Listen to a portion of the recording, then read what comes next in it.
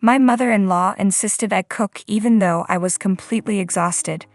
The aroma of the food was overwhelming for my pregnant body, and I had to rush to the bathroom. I threw up into the toilet, but since I hadn't eaten anything all day because of her relentless demands, it was mostly just liquid. From that moment, I felt like I was in serious trouble. "Lisa, how long are you planning to stay in there? We need that food ready." "I'm sorry," I managed to reply, my voice weak. Young people these days just lack patience. Pregnancy isn't something you can handle with patience alone. How dare you speak back to me? Just because you're pregnant doesn't give you the right to be so insolent. If you keep this up, I'll knock some sense into you. My name is Lisa, and I'm a 27-year-old office worker. My husband Ken and I have been happily married for 2 years, balancing our careers while supporting each other. Then something wonderful happened. I discovered I was pregnant. Both of us were overjoyed and eagerly anticipating the arrival of our new family member. When I found out I was pregnant, I took maternity leave, and before I knew it, I was in the final month of pregnancy, with the twins due any day. Since we were expecting twins, we had to transfer our care from a general hospital to a private one equipped for emergency surgeries.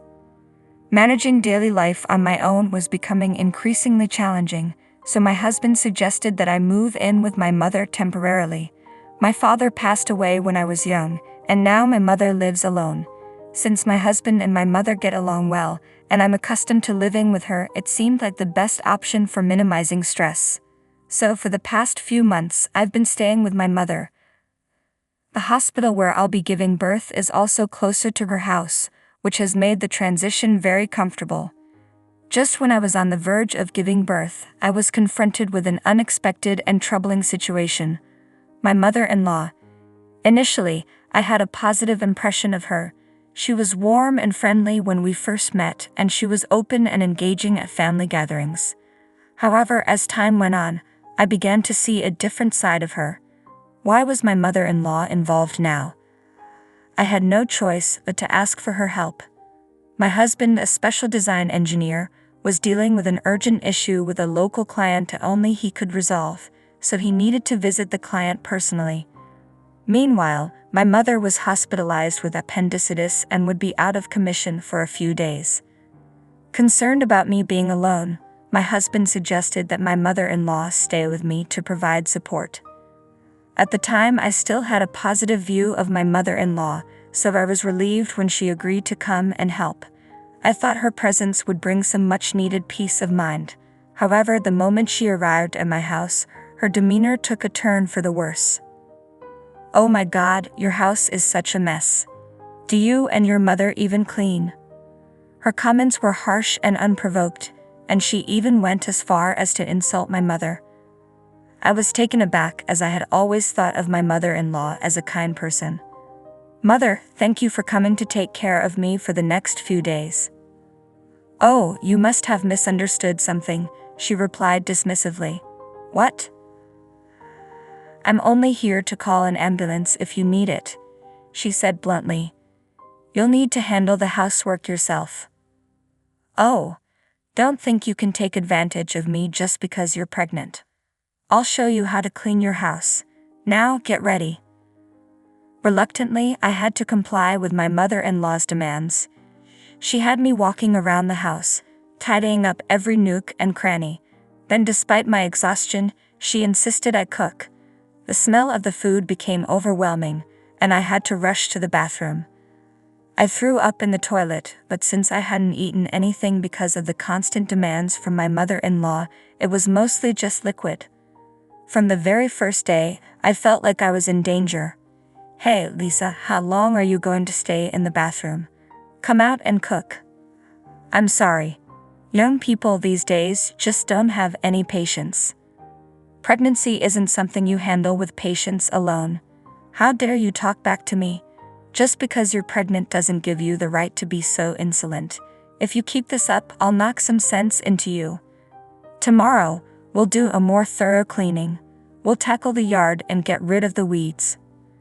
"But I don't think I can manage pulling weeds. It's my last month of pregnancy." "Don't be so lazy. You need to strengthen your legs. You've been pampered and living a lazy life. You won't be able to raise a child like that. But the doctor advised me to rest as much as possible. What I'm talking about. I've already given birth to my son and daughter. Listen to me, not that nonsense from the doctor. You can rest today, but starting tomorrow, I'll be much stricter, so be ready. My mother-in-law grinned as she spoke. It was clear she wasn't interested in teaching me. She was simply enjoying the power of giving orders and mistreating me. Fearing that continuing to follow her demands might put my pregnancy at risk, I tried to resist as much as I could. That's enough. It's obvious you should follow the doctor's advice. What you're doing is just bullying your daughter-in-law. How dare you speak to me like that? I should have known I couldn't trust you. Trust me? What are you talking about? I'm saying I never trusted someone raised by a single mother. They don't get proper guidance. That's why I didn't want my son to marry you. I see, so that's what you really thought. Yes, that's exactly it. But you can at least give me grandchildren. Once you've given me what I want, I'm done with you. What do you mean, done? Well, ideally, there would be a separation and divorce. My son and the grandchildren can return to our home. I understand your point. I'll support you through the birth, at the very least. No, I've had enough. What are you talking about? Without my help, the babies could be at risk. Don't be selfish, just do as I say. Just then my husband walked in. Hey, Mom, what's going on here? What? Why are you home? Didn't you go on a business trip? Fortunately, everything went smoothly, and I was able to return today. I got a message from Lisa asking for help, so I called her and stayed on the line. So, you heard everything we discussed? Yes, I heard everything. Mom, what kind of danger are you putting my pregnant wife in? Well, when I was pregnant, though medicine is much more advanced now, the doctor's advice is still crucial. Lisa is carrying twins, so she needs even more care than with a single pregnancy. If anything happens to those babies, it's on you. Oh no. Also, you mocked Lisa's mother for being a single parent. I didn't realize you were like this. You only see things on the surface. The truth is, single parent. Single parent. I'm sure those children didn't receive a proper upbringing. So does that mean I and everyone who works for her mother are bad people too? What? When we first met each other's families, I mentioned that my mother is a business owner. I thought that was just a small bar or something. I figured she was just trying to impress. Oh, I see. I didn't realize you had such a narrow view. I thought you were more open-minded. Lisa's mom is actually the president of the company I used to work for. She was recently featured in a business magazine. It was originally her husband's company, but after he passed away, she took over. She's been successfully running it for over 20 years. Well, I didn't know that. If I had, I might have acted differently. I dislike people who change their behavior based on someone's status. You've been belittling Lisa and my mother-in-law all along, haven't you? I don't want anything to do with you anymore. On top of that, you've endangered my babies. I'm cutting ties with you, Mom. You can't do that. Don't ever come around us again. I'm sorry, please. Sorry? No, I can't forgive you. What you said to Lisa was unacceptable. I'll never be able to forgive you. I'm going to tell Dad and my sister about this. Music. Now, if you cause any more trouble, get out of here. My mother-in-law's face turned pale as my husband insisted she leave. I'm so relieved he came back when he did. If he had left me alone with her, I can't imagine what might have happened. Afterward, my mother-in-law returned to my in-law's house, but my husband had informed my father-in-law about the situation, so my mother-in-law was not allowed inside. She then turned to my sister-in-law for help, but my husband had also filled her in, so she refused to assist her mother as well. Although my sister-in-law has her own issues with her mother-in-law, she couldn't tolerate seeing her mother bully me. With no support from the family, my mother-in-law was left feeling abandoned. Desperate, she went to my father-in-law, begging and pleading. He agreed to let her return home on the condition that she promised never to bully me again. My husband reinforced this by insisting she stay out of our lives completely and warned her that breaking even the smallest promise would result in immediate divorce. Additionally, as a consequence for her actions, he required her to help with his brother's farm for 3 months. My mother-in-law had to work under the sweltering summer heat, pushing her physical limits. It was well-deserved. Meanwhile, I gave birth to healthy twins, and my mother was discharged from the hospital, overjoyed to hold her grandchildren. My husband suggested that I stay with my parents for a while to adjust to my new role as a mother. Both my husband and my mother are supportive, helping me with the babies and household chores. With such strong family unity and mutual care, we've been able to live together in peace and harmony. Either way, everyone in my husband's family has visited us except for my mother-in-law.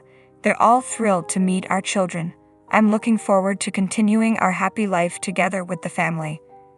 Thank you for watching. If you enjoyed this video, please subscribe to the channel. See you in the next one. What I buy becomes my husband's property too. If that's unacceptable, then maybe we should just divorce. Charles, my husband, often tries to take things from me for reasons that seem completely unreasonable. He even attempts to give gifts I bought for my parents to his own parents, just to make himself look good. But that's not how it works. When I confronted him about it, his face turned pale. Before I married Charles, my grandparents had left me a significant gift, a piece of real estate. I thanked them, thinking this would be a future safety net for both me and my husband. But my grandparents, who were always wise and cautious, advised me to keep it a secret, even from Charles. They insisted that I keep the knowledge of my passive income and financial independence to myself. I felt the pang of guilt about hiding this from Charles, but I chose to follow my grandparents' advice. After my grandfather, who cared deeply for me, passed away, I continued my life with Charles. That's when the incident occurred. One day, while checking the account where I managed our living expenses, I noticed that $10,000 had been withdrawn. This account, which I primarily managed, was meant to cover our household costs, using the money Charles contributed. It was a huge sum, and I had no memory of withdrawing it, which meant it had to be Charles. When he came home that evening, I confronted him. Hey, $10,000 is missing from our living expenses account. Do you know anything about that? Yeah, I lent it to my mom. She was in some kind of trouble, he replied casually, confirming that he had indeed given the money to his mother, Lisa. And you didn't think to tell me? I asked, astonished. It's fine. Besides, it's my money that I earned. We have some savings, so it's not a big deal. That amount won't hurt us, he said, brushing it off. If Lisa was in trouble, what could I do? I had to help. But yeah, I probably should have said something. The account was for both of us, and if he had taken the money from a separate account he had before we got married, it would have been fine. But taking such a large sum from our shared account without a word, that was too much. When I cited his selfishness, Charles frowned, clearly irritated. Okay, I'll tell you next time, he muttered, dismissing the issue and quickly heading to the bathroom. I felt a knot in my stomach. He hadn't always been this way. When we first got married, he was attentive and always listened to me. Was this how marriage changed people?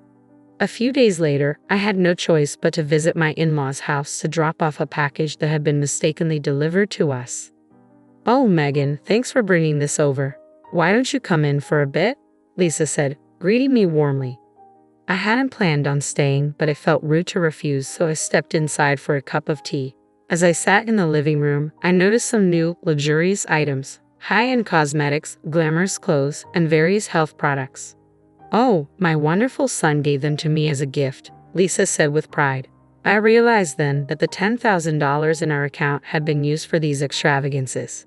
Charles had told me Lisa was in need of money, but it seemed she had used it on indulgent purchases instead. I couldn't help but feel uneasy knowing that the money had been spent on luxurious products for my mother-in-law. As I sipped my tea, unable to muster a smile, I noticed the shift in my in-laws' demeanor. Their cheerful expressions faded, replaced by a stern, almost threatening look. My son is such a wonderful boy, always thinking of me and getting me these lovely gifts.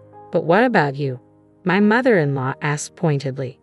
Yes, as his wife, are you treating my son the way he deserves? My father-in-law added, his tone laced with suspicion.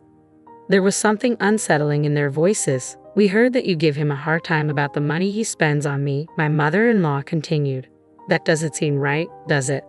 It became clear to me then. Charles had painted himself as the victim to his parents, making it seem like I was the unreasonable one for questioning his decision. Their fearful, accusing gazes now made perfect sense. I felt a deep weariness settle over me. I had never imagined being treated so poorly by both my husband and his parents. The constant neglect and lack of respect were taking their toll, and for the first time, I began to seriously consider divorce. I thought that if I divorced Charles, I would return to my parents' house and use my savings from passive income to rebuild their home. The house, a two-story structure built over 30 years ago before my brother was born, had become too spacious and difficult for my parents to manage as they aged. With just the two of them living there now, even the handrails we'd installed for their convenience weren't enough to make it comfortable. A cozy, one-story house would be far more suitable for them. So I immediately called my parents to discuss my plans.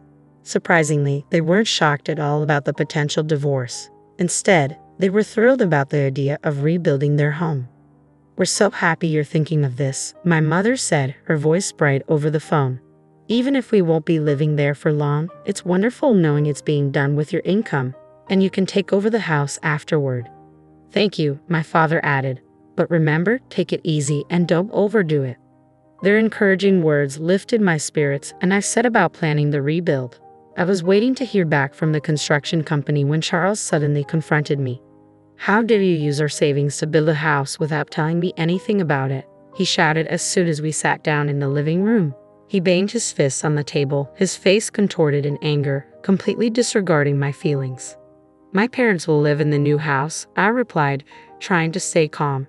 "No, that's not happening. It was built with our joint property, so my parents have just as much right to live there," he insisted, his voice growing louder. "Are you seriously planning to cram 4 people into that little one-story house?" "Shut up and just give me the house," Charles screamed, slamming his fists on the table again. I realized that if he knew about my passive income, his rage would only intensify. But at that moment, I decided it was time to tell him the whole truth. "To tell you the truth," I said, steadying my voice, "I have passive income. I've actually been saving money from the real estate my grandparents gifted me," I explained. "The house is being paid for with that passive income, so I didn't take a penny from our joint funds." Guilt tugged at me for breaking my promise to keep this secret, but Charles's reaction confirmed my grandparents' wisdom. His shoulders tensed, and he began pounding the table even harder. "What kind of wife hides the fact that she has her own income?" he yelled, his face turning red with anger. "You play around with my money while protecting your own, keeping it a secret from me." Watching him lose control, I realized why my grandparents had warned me to keep this hidden. Maybe they had already seen through Charles, knowing what kind of man he truly was. "I'll take the house as alimony," he snarled. "The house you built as my wife is mine too. I'm the head of this family, and if you disobey me, I'll divorce you." His words filled me with nothing but dismay. How had I lived with this man for so long without realizing his true nature? Initially, I had planned to use my passive income as a safety net, something to rely on if we ever faced financial hardship due to illness or job loss. I intended to reveal it when the time was right to help sustain our life together. But now, any desire to share that money with him had vanished. "Be my guest," I said coldly as I rose from my seat and walked out of the house, leaving Charles and his demands behind. I couldn't stand being near Charles, so I decided to stay at a business hotel for the night to cool off. I planned to return home the next day with a clearer mind. However, when I walked in the following morning, Charles was waiting for me, a smug, unpleasant grin plastered across his face. As I entered, he approached me, holding a sheet of paper behind his back. With a smirk, he revealed it. It was divorce papers, already filled out. "You're lying about that passive income, aren't you?" he accused. "You made it up to cover the fact that you were actually taking money from our joint account." His accusations were as baseless as ever, and I found it impossible to reason with him. I had been honest with him from the start, and now I saw no point in trying to convince him further. "I'm telling the truth. I do have passive income," I reiterated. "Here you go again," Charles sneered. "I know you can't live without me." He shoved the divorce papers into my hand, still smirking. "Let me know when we can move in," he said with a dismissive wave as if it were all a game. "I'm going out for a drink." He patted me on the shoulder and walked out, humming cheerfully, completely oblivious to the turmoil he'd caused. In that moment, I saw Charles for who he truly was. He hadn't changed, he had simply hidden his true nature from me all this time. From the beginning, he had looked down on me, never once truly considering my feelings. Without hesitation, I packed my belongings, filled out the divorce papers right then and there, and left the house for good. I decided to move in with my parents temporarily, explaining everything to them. We agreed to stay together until the new house was completed. The next day, I knew my life was finally moving in the right direction. I felt a wave of dismay as I looked at my phone and saw that my call log was filled with missed calls from Charles. Then, as if on cue, my phone rang again. It was him. Reluctantly, I answered, hoping this would be our final conversation. "Hello." "Hey," he said, his voice laced with impatience. "All your stuff is gone, you know." His tone left me puzzled. He was the one who had initiated the divorce, so why was he suddenly panicking when I simply left? "Yes, we're getting a divorce, so that's normal," I replied calmly. "I won't be coming back, so feel free to use the empty space however you like." There was a brief silence on his end, as if my words were finally sinking in. It seemed he was beginning to grasp the reality of my situation and the fact that I truly had passive income. After a long pause, he spoke again, but this time in a tone so sweet and pleading that it caught me off guard. Hey, he began hesitantly. "Could you let my parents live in the new house? I don't care if I have to live with your parents too, please?" I was stunned. "I've already told you it's a small, one-story house," I reminded him. "Please," he persisted. "I said I'd surprise my parents with a house." His words left me speechless. How could he even think of giving away a house he didn't own, and to present it as a surprise? It was beyond reckless and utterly absurd. "You don't really care about the savings, do you?" he added, his voice almost pleading. "You have no idea how much I was worrying about the money." I couldn't believe what I was hearing. Charles was still trying to manipulate me, thinking only of himself and his parents without any regard for the truth or the consequences of his actions. "I gave you an allowance, saved for our living expenses, and tried my best to make ends meet," I began, my voice steady. "But that has nothing to do with what's happening here. You're careless with money and you leave all the hard work to others while pretending to have everything under control. You plan to present the house to your parents as if you prepared it all by yourself, didn't you? When in reality, I did all of this for my parents." Charles suddenly fell silent, and my frustration only deepened. It was infuriating how he tried to take credit for something he had no part in, using my hard work and intentions to impress his own parents. He was trying to take advantage of my genuine feelings and seize what wasn't his. "I won't give you the house I built with all my heart and soul for my parents just so you can show off to yours," I declared, rejecting his plan once and for all. He began to rant even louder. "But husbands and wives are supposed to help each other," he protested. "I'll tell them you built it, please. We're not a married couple anymore, are we?" I replied firmly. "We're strangers now. I already filed for divorce." The shock in his voice was evident. "You? Already filed it? Why are you so surprised? You're the one who asked for the divorce." "I didn't think you would actually leave me," he stammered. "Hey, let's start over. Let's talk it out and try to be a good couple this time." I couldn't believe what I was hearing. This was the man who had spent our savings on his own mother, threatened me with divorce, and belittled me until the very end. There was no way I would ever consider getting back together with someone like him. "No, thank you," I said, my decision unwavering. "Please give my regards to your parents." And with that, I hung up the phone, feeling a sense of finality and relief. I ended the call with a bright, resolute click. The following day, my phone was flooded with voicemails and messages from Charles, pleading for reconciliation. He claimed we could still start over, that he loved me, but I was certain his true motive was to access my property and fortune. To sever all ties, I promptly blocked all his contact information, including that of his parents. In the meantime, the house was completed, and my parents and I settled into our new, comfortable home. Life felt rejuvenated. Later, I ran into a mutual friend who knew Charles and shared the news of our divorce. She offered her sympathy and filled me in on recent developments concerning my ex. Charles had abruptly resigned from his job, claiming he no longer needed to work hard because he had acquired real estate. The company was unable to reach him, but he attempted to retract his resignation the next day. His bosses were furious, lecturing him about the trouble his sudden disappearance and incomplete notice had caused. They were particularly incensed that he hadn't considered the impact on his colleagues. Charles tried to fabricate an explanation for his actions, but it quickly became apparent that his divorce and reliance on my income were the real reasons behind his behavior. His lies unraveled, and the company refused to rehire him.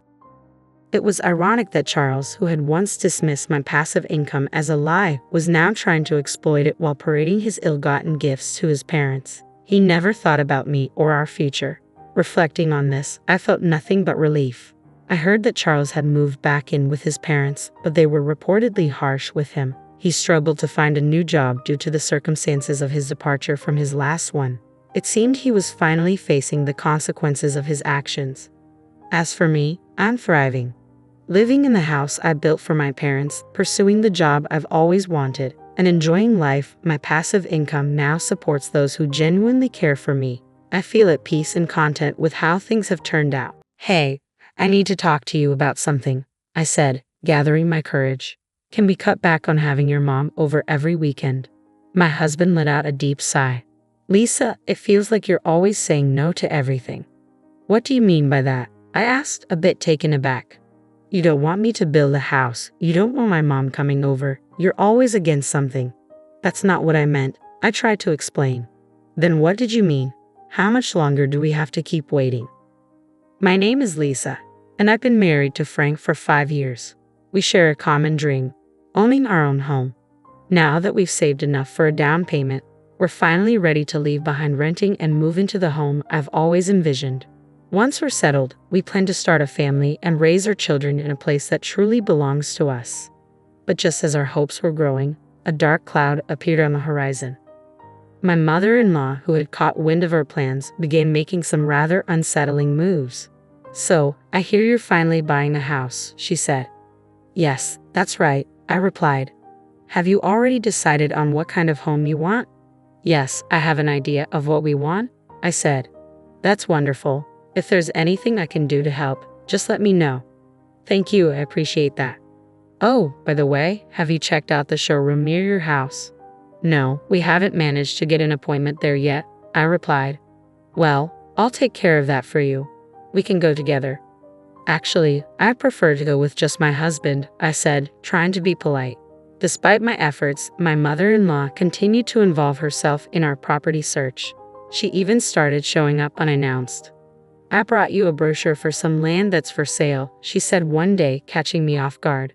Thank you very much. My mother-in-law held a dozen leaflets in her hand, eager to share them. How about this one? It's close to the station and spacious enough for 2 families. Wait, did she just say 2 families? I was too stunned to respond, and she continued talking as if nothing was amiss. If the train station isn't nearby, it's inconvenient for everything, and you'll want to be close to a hospital for when you get older. This property is also near a supermarket. It must be hard for you to choose with so many options, right? What started as an offer to help quickly turned into her taking control of the house search. She was making decisions as if she planned to live there too. This is not good at all. I told my husband everything that had happened that night. Oh, I think she might have mentioned something about living together, he said casually. What? You want us all to live together? I asked, surprised. Well, if you're okay with it, I'm not going to push you into anything, don't worry. I felt blindsided by his response. If I'm okay with it? No, I'm not. I couldn't believe he was being so indecisive. When it's time to tell my mother-in-law that we're not living together, I'm going to be the one dealing with the fallout. Why can't he see that? Maybe we should stop building the house, I suggested, feeling frustrated. What? Why? He asked, clearly confused. Because of the way you phrased it. If I refuse to live with her, she'll know I was the one who said no. We're going to be together for a long time, and I don't want things to become awkward. I'd rather not have a house if it means dealing with that. We can raise our kids in a rental and use the down payment we save for their education instead. My husband's panic was evident. Wait a minute, I understand now. I'll tell her no, and we'll move forward with building the house. No, it's fine. You can't even stand up to your mother. I'd never seen him stand up to his mother before. Trust me, I'll handle it, he said, trying to reassure me. Why are you so desperate? He asked, sounding puzzled. I want to live in our own house and raise our children there, I replied. You didn't seem so enthusiastic about it before.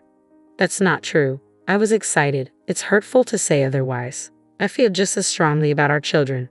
All right, I understand. My husband promised he would tell his mother no, but given his usual hesitation, I doubted he'd follow through. However, the day after our conversation, my mother-in-law stopped pressuring us and even called to apologize. Lisa, I got scolded by Frank. He told me he wants to live with you alone. I'm sorry for pushing my opinions on you, my mother-in-law said.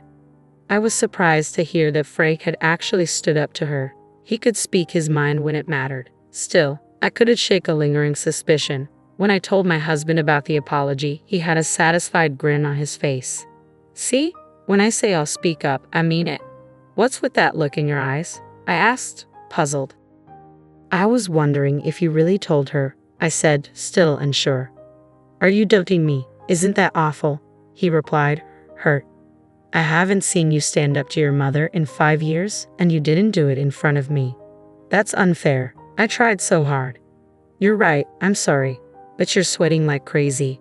What's going on? Oh, it's just hot. Isn't it a bit warm today? It's the middle of winter.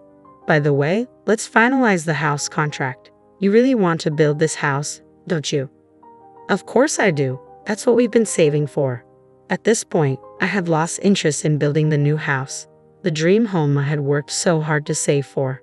My enthusiasm had dwindled due to my mother-in-law's behavior and my husband's attitude, making me feel as if all my efforts had been in vain. I found myself stepping back from the idea. Meanwhile, my husband continued to insist on building the house. 6 months had passed since our dispute, and although he kept talking about it, I remained unconvinced. My mother-in-law, who had been quiet, was now growing impatient.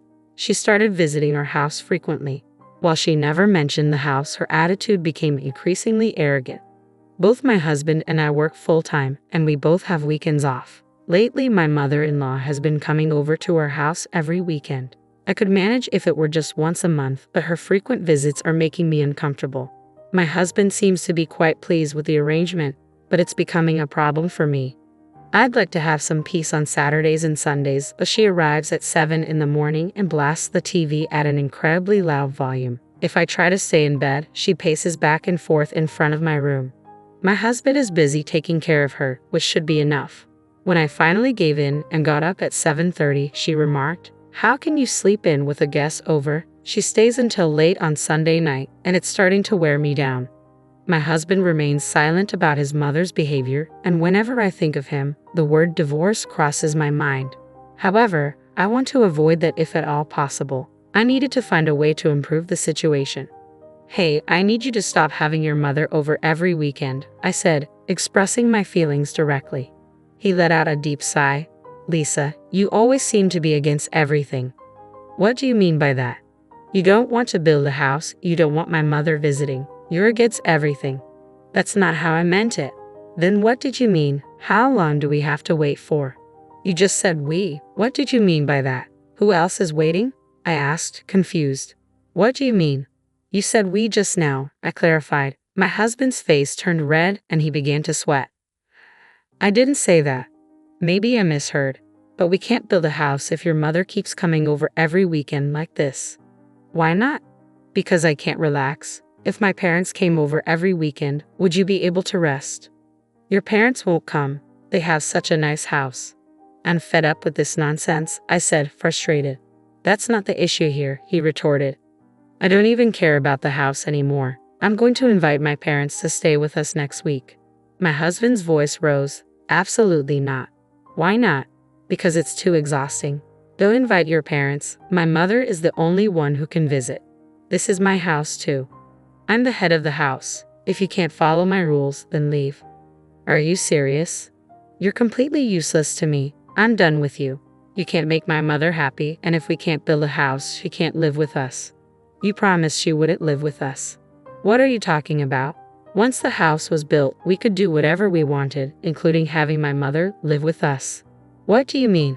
"I've told you this before, and you still don't understand. I planned to have my mother move in once the house was built." I knew it. My mother-in-law didn't back down easily. My husband was plotting with her all along. I see now. "All right, I'll leave. I hope you won't regret this," he said. "Of course not. Just don't come near me again," I replied firmly. I packed only the essentials and went to my parents' house. They were taken aback by my sudden arrival, but once I explained what had happened, they welcomed me with open arms. "This is what family is for, right? I suppose our relationship was damaged from the start when I couldn't trust my husband," I said. "Dad, I'm so sorry," I added, feeling the weight of my actions. "I understand things didn't work out between you two, but work and personal life are separate issues." "Yes, I agree. So my ex-husband and I are now divorced. There were no money claims or financial disputes, just a straightforward division of property. But 3 months have passed, and now my ex-husband is on his knees in front of me. "I'm sorry, father-in-law," he says. "I'm not your father anymore. Be careful what you call me." Boss, is this a result of me divorcing your daughter?" "What are you talking about? Why did my ex-husband come all the way to my parents' house and get down on his knees?" "It's because he received an unwanted transfer. Both of us worked for my father's company, and he seems to believe the transfer was a consequence of our divorce. However, my father made it clear during the divorce that personal matters had no bearing on work decisions. All employees at his company are assigned to regional posts for a few years to enhance their skills, and transfers are never used as a form of punishment." But that explanation doesn't seem to satisfy my ex-husband. "Lisa, you need to stop the boss. I thought you told me never to show my face again." "I'm sorry, please," he begged. "No, this isn't an obligation. I was once in line to be the next president, remember? I can't believe you interrupted me with such nonsense." "You're mistaken. I'm still the next president, regardless of our divorce." "What?" "Of course, I'm his daughter." My ex-husband nodded and left our house. The next day, he submitted his resignation, despite people around him trying to explain that the transfer wasn't a demotion. He refused to listen. A few days later, he was found in an unexpected place. I was casually watching a documentary on TV when I saw my ex-husband featured on the program. He appeared in line at a volunteer organization for a meal donation, looking disheveled and poorly dressed. Life can be unpredictable. It made me reconsider the word regret that I once said to him. I'm sure he regrets his actions now. The fact that he was holding 2 meal containers suggested that one was meant for his mother. Although I don't know all the details, it's clear that his life has drastically changed from what it once was. As for me, I'm thriving on my own. My weekdays are filled with work, but I relish my days off. It's a true blessing to sleep soundly without morning disruptions. I am living in a state of happiness and contentment. It was the unexplained coldness of her ex-husband that had caused her so much pain, a pain she struggled to convey to others. She wished she could use that experience as a shield to say no to her in-laws. Lisa, you did an excellent job. I hope you're able to enjoy your time on your own now. On my 40th birthday, which my husband had forgotten, I found myself at a charming French restaurant, courtesy of an invitation from my mother-in-law, Haley. As I savored each bite of my meal, Haley's thoughtful gesture brought a touch of warmth to the otherwise overlooked occasion. Unexpectedly, Caleb, who was supposed to be at work, strode into the restaurant with a woman I didn't recognize. Their demeanor left no doubt. They were a couple. A surge of irritation washed over me as "Marry You" by Bruno Mars began to play from a distant table. In the midst of the melody, Caleb dropped to one knee, offering the woman a bouquet and a ring, uttering those timeless words, "Will you marry me?"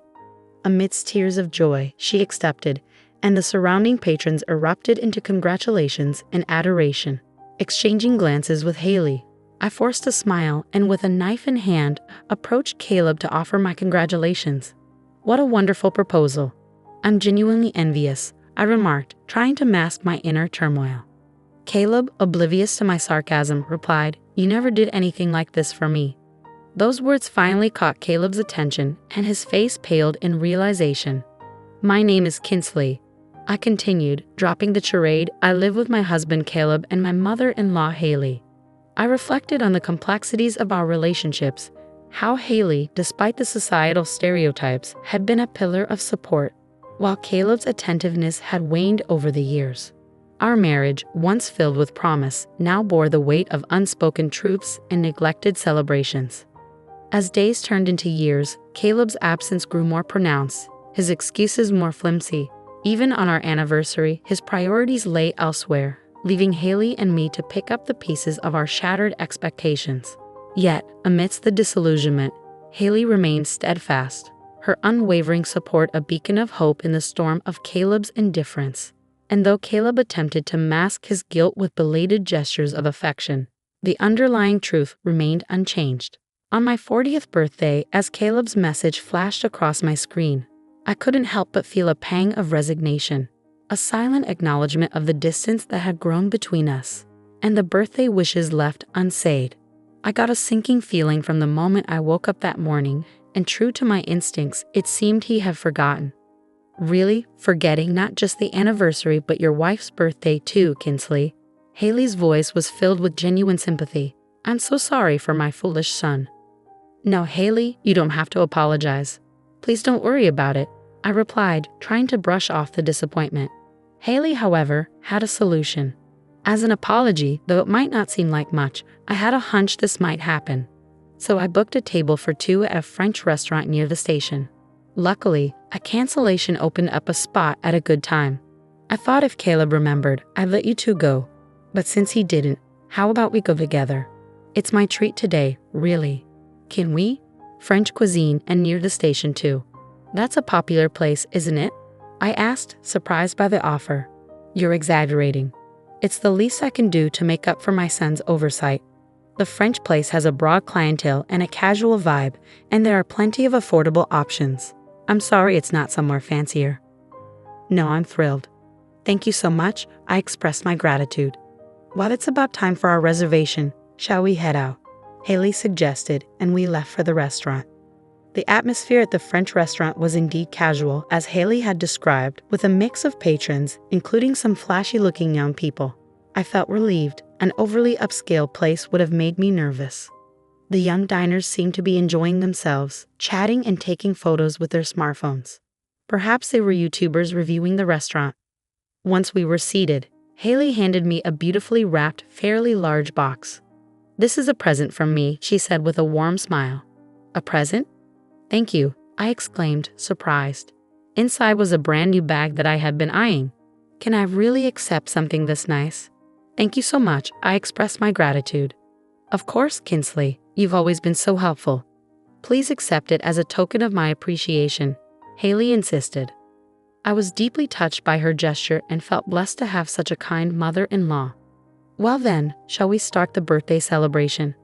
Haley announced, and our dinner began. True to its reputation, every dish served at the popular French restaurant was delicious, nearly making our cheeks fall off. The courses progressed smoothly, and just as we were about to finish the main meat dish, Haley suddenly fell silent and turned pale. Haley, is something wrong? I asked, concerned. She pointed tremblingly towards the entrance behind me. Kinsley, look. Turning around, I couldn't believe my eyes. Caleb, who was supposed to be staying overnight at work, entered dressed in a stylish suit, accompanied by a young woman in a neat dress. Caleb was escorting her arm in arm. I thought I was mistaken, but no matter how many times I glanced back, it was definitely Caleb. I was so shocked that I forgot to breathe for a moment, watching the two of them. Caleb, looking happy, didn't seem to notice us at all. Kinsley, is this? Haley trailed off, her expression mirroring my own disbelief. Probably, but should we watch a little longer? It's not confirmed as cheating yet, right? I reasoned, my mind grappling with the surreal scene unfolding before us. Confused, we decided to continue our meal while discreetly keeping an eye on them. Fortunately, Caleb's table was far from ours, and he, being in high spirits, didn't notice us at all. I hoped it was all a misunderstanding, but Caleb and the woman looked unmistakably like a couple from any angle. Was Caleb cheating with her all this while, claiming he was busy with work, facing a crisis at the company, forgetting our anniversary, my birthday? Thinking about it, a deep anger welled up inside me. Suddenly, Caleb formally presented the woman with a bouquet of roses. The atmosphere shifted as Marry You by Bruno Mars started playing in the restaurant. It's a surprise proposal, murmured the surrounding customers, their attention fixed on Caleb and the woman. Even the young YouTuber at the next table started filming them. Listening closely, I could hear Caleb saying something to the woman. I'm sorry I can't always be by your side, but Ellie, I want to make you happy, he said, offering her an engagement ring. Will you marry me? The woman, tearfully accepting the bouquet and ring, replied, I'm so happy. Yes, I will. At the same time, warm applause and voices saying congratulations filled the air. The song reached its climax, heightening the atmosphere. I can't believe it. Not just cheating, but proposing, I whispered incredulously, still trying to process what I was witnessing. Glancing at the woman Caleb called Ellie, her face brimming with pure joy upon receiving the proposal had a refined and graceful air that didn't seem to belong to someone who would knowingly get involved with another's husband. Of course, appearances can be deceiving, but still. I looked at Haley, who seemed to be waiting for my reaction. That foolish son. We can't let this go, she declared, her eyes holding a quiet rage. Yes, Haley, I affirmed, determination solidifying within me.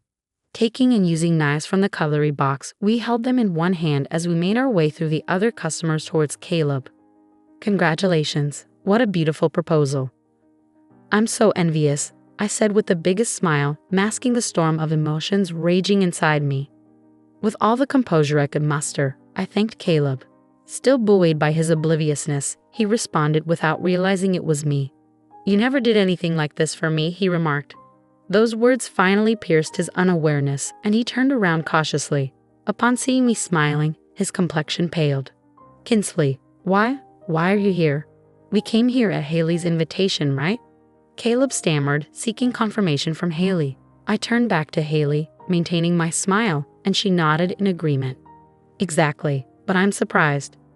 Who would have thought my son, who was supposed to be staying at the company because of its critical situation, who was already married to Kinsley, would be proposing to another woman? Can you explain what's going on? I questioned, my tone controlled but firm. Upon noticing the knives we were holding, Caleb's complexion turned even paler, but he managed to stammer out an excuse. It's not what it looks like. What do you mean, not what it looks like? This is, not a proposal or anything. She's a junior at work. I just wanted to thank her because she's always working hard with me. And since it's her birthday today, I was just giving her a present and celebrating. Caleb attempted to explain, his words falling flat in the tense atmosphere. His clumsy excuse only caused more speculation among the onlookers. It clearly looked like a proposal. What are you trying to hide? He's already married, really? Even the staff at the restaurant were puzzled by the situation. Thought it was a successful proposal, but then the wife shows up. Looks like we've stumbled into a real-life drama. So it's emergency live streaming time, commented the YouTuber, starting to film us. Undeterred, I pressed on, focusing on the sapphire ring on the woman's left ring finger. Interesting. A bouquet of roses and that ring, which obviously looks more expensive than the one you gave me as a birthday present for your junior, huh? Well, by the way, today is my birthday too. Did you remember that? I interjected, watching as realization dawned on Caleb's face. What have you been saying since earlier? A junior, a birthday present. But who are these people? The woman confronting Caleb clearly did not know he was married. If she had known, she wouldn't have failed to recognize me as his wife. I introduced myself to her with a smile. Nice to meet you. I'm Caleb's wife of 5 years. He's always in your care. I emphasized the word wife particularly strongly. I am Caleb's mother. I had no idea my son was in a relationship with you while already having a wife, I stated firmly. Haley introduced herself to the woman with a full smile, but the murmur around us grew louder. His wife? So he really was married, proposing to another woman while married? That's the worst. Poor wife. Take back my congratulations. What a real-life drama. Are they shooting a drama or something? More onlookers gathered around, the woman turning pale at our introduction, muttering, "No way." Then, with tears in her eyes, she glared at Caleb. These were tears of a different kind than those of joy she had shed earlier. What do you mean, Caleb? You never told me you had a wife. No, it's... Caleb stumbled over his words, attempting to explain. You're married and you proposed to me while having a wife. What does that mean? I've always trusted you. The woman's voice trembled with hurt and betrayal. It's not like that, Ellie. It's not an affair. I was serious. I intended to marry you. That's why, before getting married to Ellie, I was planning to divorce Kinsley. Caleb confessed. stopping himself mid-sentence, realizing he had dug his own grave. So you admit to the affair? The mistress was also deceived. Wow, that guy is the worst on so many levels. Criticism towards Caleb from those around us grew even larger. This is definitely a showdown. Saw something incredible. The stream is hitting an all-time high. The YouTuber was excited, as if he had caught something great on camera. You were planning to divorce me and remarry, surrounded by 3 women and the focus of everyone in the restaurant, I remarked, incredulous. Caleb was sweating profusely. Suddenly, the woman stood up. In the next moment, she swung her purse full force and smacked Caleb right across the face. The sound of the hit echoed throughout the restaurant, and the previously buzzing crowd fell silent for a moment. Caleb groaned in pain, holding the spot where he was hit. At that moment, thunderous applause erupted from around, even louder than when the proposal was accepted. Way to go, serves that loser right. Wow, caught an amazing moment on camera. The woman, without looking back at Caleb, took off the ring, slammed it on the table, and ran out of the restaurant, leaving the bouquet behind as well. Caleb, having been hit with a hard purse, was still groaning in pain. "Are you okay?" I couldn't help but ask, to which Caleb looked at me with tears in his eyes. Then, as if driven by some thought, he stood up and, without caring about the onlookers, began to apologize. "Kinsley, I'm sorry. Please forgive me. What are you doing?" "I just lost my mind for a moment," Caleb pleaded, the weight of his actions finally dawning on him. "I truly love you," he said, as if those words alone would somehow make me forgive him. "Are you okay?" Caleb's attempt at concern felt hollow, considering everything he had done. What does he mean by "just lost my mind for a moment" after he planned to divorce me and even propose to that woman? The crowd seemed to share my sentiments, mercilessly mocking Caleb's disgrace. "You apologizing like that here is so cringy. This guy is pathetic, after proposing and all. What's he even saying? They really say you're the only one I love after cheating, huh?" People started filming Caleb with their smartphones. When I deliberately spoke in a kind tone, Caleb lifted his face, showing a relieved expression as if he thought he was forgiven. Of course, I had no intention of forgiving such a man. Looking down at Caleb, I said in a cold voice, "You were planning to divorce me, right?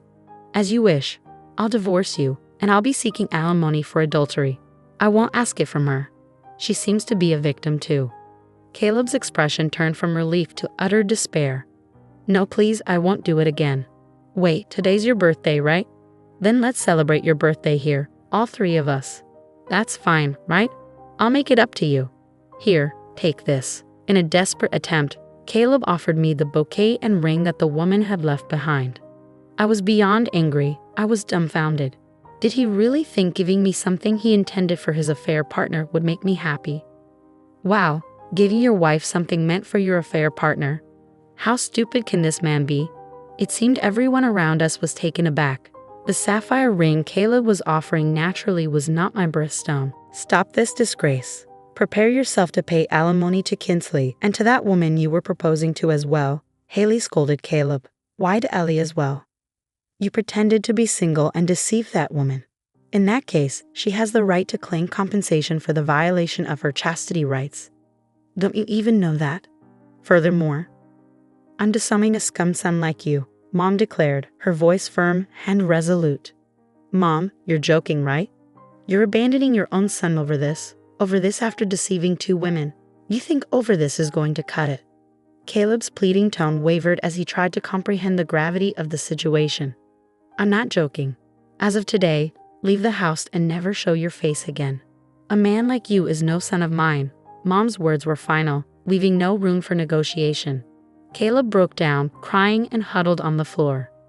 Haley, who detested dishonesty, could truly not forgive her son's actions.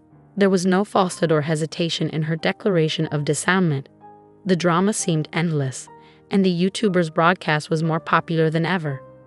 The emboldened YouTuber approached Caleb with his camera, saying, "Rejected by the mistress, divorced by the wife, and disowned by the parent.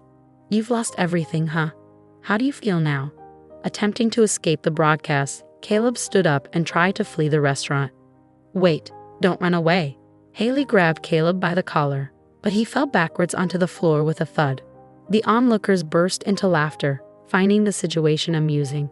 Caleb, at a mature age, started crying like a child while lying on the floor. It must have been the pain, humiliation, and shame reaching their limits.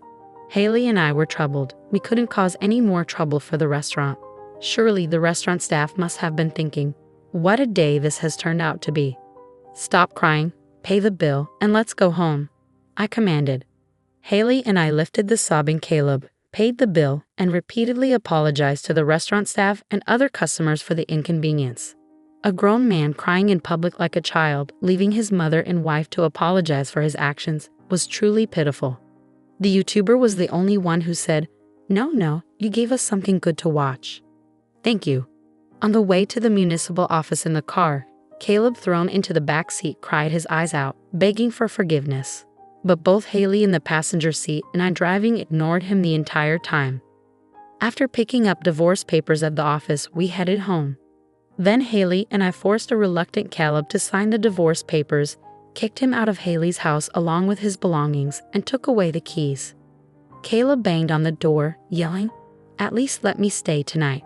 But all I replied was, "I thought you were staying at the company tonight."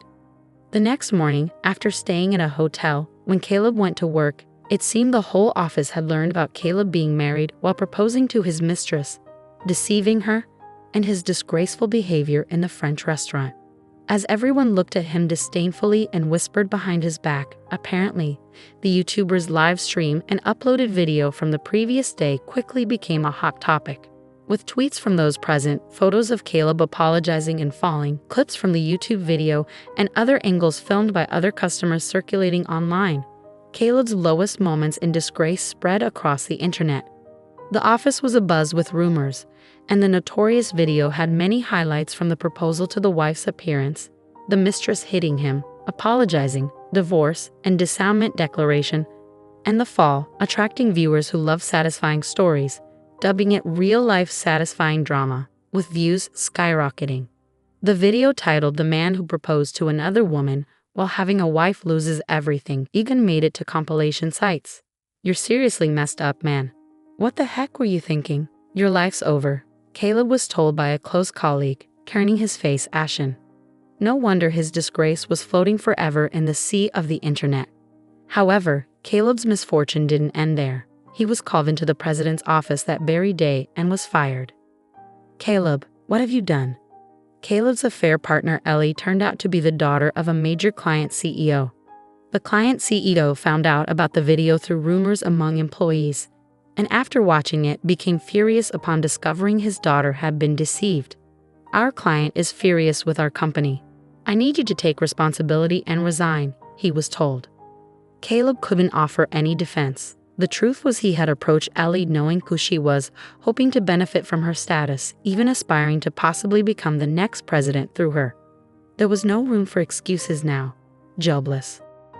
Caleb found it impossible to get hired anywhere else, as his disgrace had become toy fodder on the internet, known to every company's HR department. I relentlessly filed for alimony against him, and Ellie, too, filed for damages against Caleb for deceiving her into a relationship under the pretense of being single, violating her right to chastity. "You enjoy dating me too, right? Why are you demanding alimony from me? I've already lost my job. Give me a break," Caleb pleaded. But such an argument was futile. In their last meeting, Ellie coldly told him, "Every moment I spent happy with you is now a dark history." Under the watchful and intimidating glare of her father, the company president, eventually Caleb had to pay a hefty sum in alimony to both me and Ellie, forcing him to take on debt. He finally got a job at a labor-intensive, understaffed factory known for its harsh conditions, where he worked exhaustingly hard, hiding his face with a mask. Too busy to even come home, Caleb's lie about his work became his reality. In a male-dominated factory and too busy to find another woman, it's unlikely any woman would be interested in Caleb after such a public downfall. Now, Caleb is afraid to even show his face outside, always wearing a mask when he does. Honestly, I never imagined things would turn out this dire, but it was all Caleb's doing. The saying goes, bad news travels fast. But in today's digital age, a digital tattoo remains forever. A frightening thought. Haley apologized to me numerous times, saying, "I'm so sorry my foolish son caused such trouble. I can't believe I raised him to turn out like this. It's not your fault, Haley. Having you on my side was truly reassuring. Thank you. It's not uncommon for some mothers to blame the wife when their son cheats, defending their son by saying it's the wife's fault for being inadequate.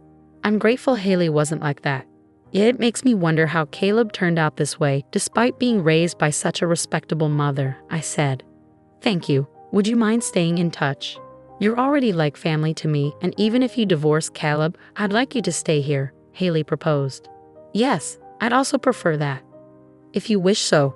After such an exchange, we continue to live together and get along like a real family, I agreed. Later, Ellie also came to apologize. Though I didn't know he was married, I'm truly sorry for having an affair with Caleb. I was too shocked at the time to apologize. I'll also pay the alimony, she said. Please don't apologize. There's no need for alimony. You're a victim of that man too, Haley added.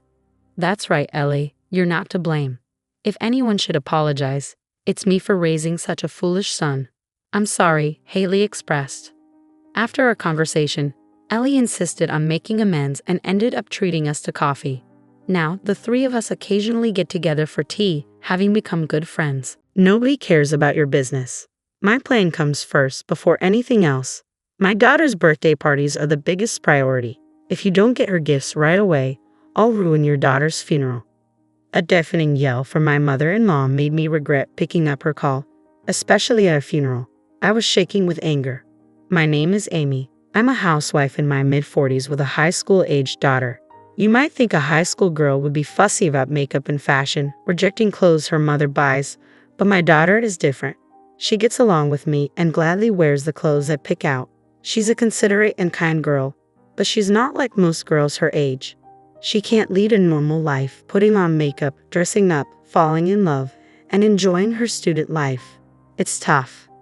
Are you okay? How's your fever? It's a bit down. Want to eat something? I'm not hungry. I don't want anything. You shouldn't say that.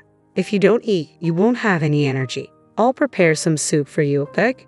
As I worried over my bedridden daughter, I continued with the household chores. My daughter, Hannah, is sickly and suffers from a weak constitution. There's a medical term for her condition, but I won't go into details here. A week after Hannah was born, her umbilical cord fell off and blood gushed out. We rushed her to the hospital where they diagnosed her with a certain disease.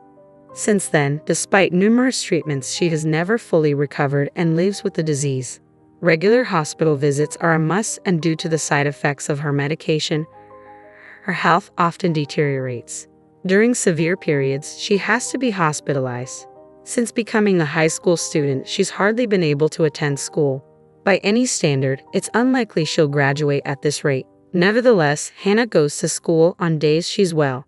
On those days, she tries to be like a normal high school girl, fussing over her hairstyle, which brings a smile to my face. She doesn't wear makeup because it's against school rules.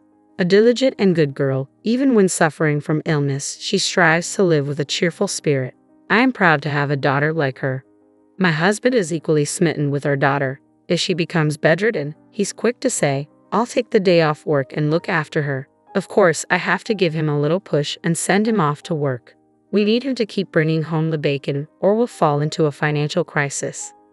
When I assure him that I'll take good care of Hannah, he reluctantly heads off to work. That's our everyday life. We're worried about our daughter, but our family is in good spirits, and I have a strong bond with my husband. I was blessed, living a peaceful life, but there was one person who wasn't pleased with our situation.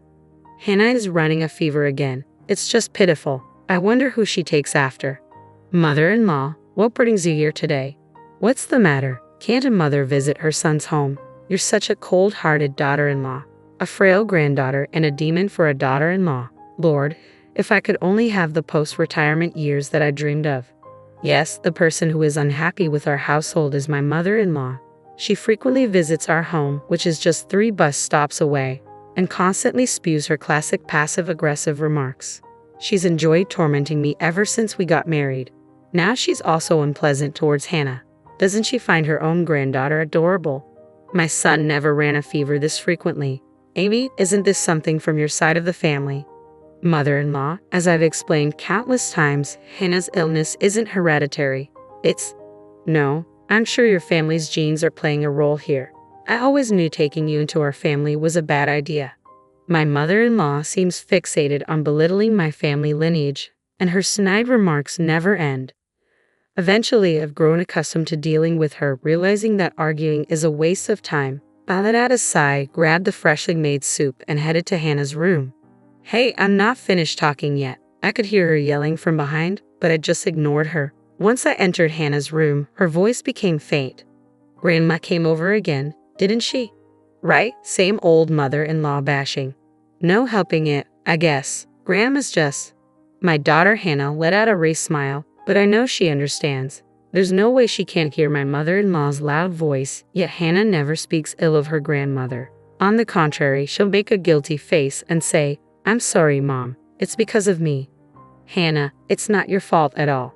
She's not at fault in the slightest, yet Hannah apologizes to me. I don't want her to feel this way, so my husband and I always greet her with smiles. We create a cheerful atmosphere, not wanting her to dwell on negative thoughts, but my mother-in-law destroys that atmosphere in an instant. As I hugged Hannah tightly, I bit my lip, feeling her thin body so unlike a healthy high school girl.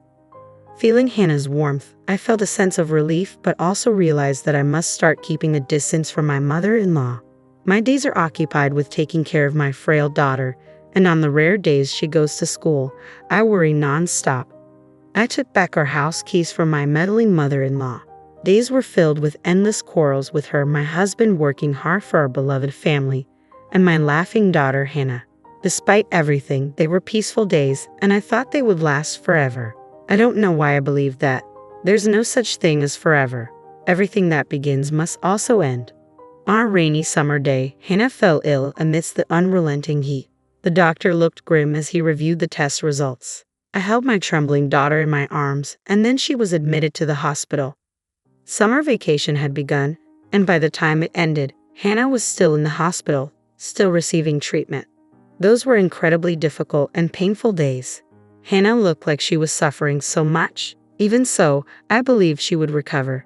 She would surely get better. More than anything, Hannah herself believed that. But Hannah passed away. "Dad, Mom, I love you." Those were her last words before she embarked on her far-off journey. Looking up at the dreary sky as the autumn rain continued to pour, I was in tears. The tears wouldn't stop. It was raining during the funeral too. It felt like the sky was crying for me as I was too busy to even shed tears. The tears I shed on the day Hannah passed away have now dried up. I was that busy. My husband, too, had taken time off work and was rushing around. I was swamped with contacting relatives and Hannah's school. That's the only way I could cope. I couldn't stand it unless I was busy. The loss I felt from losing Hannah was that immense. Many people came to the funeral in the rain. Even though she didn't go to school much, many of her friends came to pay their respects, and they all cried. There were kids who screamed and cried out in disbelief. Some broke down, crying, saying they would love her forever. Watching them, I felt a perverse sense of happiness. Everyone loved Hannah. Knowing that she was a child who was so loved, I couldn't help but feel happy. Many people spoke to me, and they all praised Hannah. My parents hugged me as they cried, and I couldn't help but break down in tears. It was then that my phone, which was in the pocket of my black funeral attire, vibrated. I had my phone on me in case someone needed directions to the funeral, so I quickly stepped away from my seat and looked at the screen. The caller ID showed it was my mother-in-law. My father-in-law had already passed away, and although I had contacted my mother-in-law, she hadn't come to the hospital during Hannah's final moments, claiming it was impossible because she was far away. She said she couldn't attend the funeral today either because she had something important to do. But I wondered if she might have changed her mind and wanted to say goodbye to her grandchild. So I answered the phone, but I instantly regretted it. "Amy, what on earth are you doing?" she yelled at me. "Huh?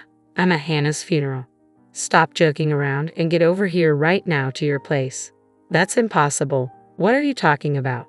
"Right back at you. I told you I had something important to do today, didn't I? Hurry back and help me out. I don't have anything more important than my daughter's funeral. Nobody cares about your business. My plan comes first before anything else." What on earth is she talking about? As a mother, my daughter's funeral is the most important thing right now, and it's wrong of my mother-in-law not to even care about her grandchild's funeral. My mother-in-law had been adamant about not going to the funeral, no matter what my husband said.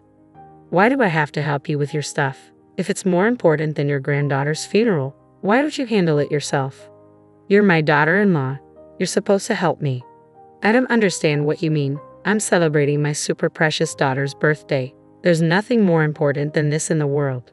Excuse me, I couldn't help but take an extraordinarily long time to respond. What did you just say? My daughter is coming home after such a long time, and coincidentally, it's her birthday too. We have to celebrate it grandly, don't we? Like I care.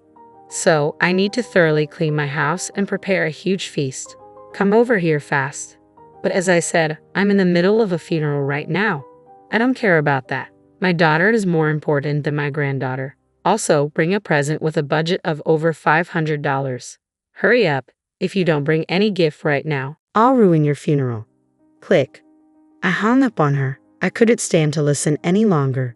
If I had to hear any more from my mother-in-law, I felt like I'd march over there with a baseball bat. Just how selfish can she be? Prioritizing her daughter over her granddaughter at a time like this?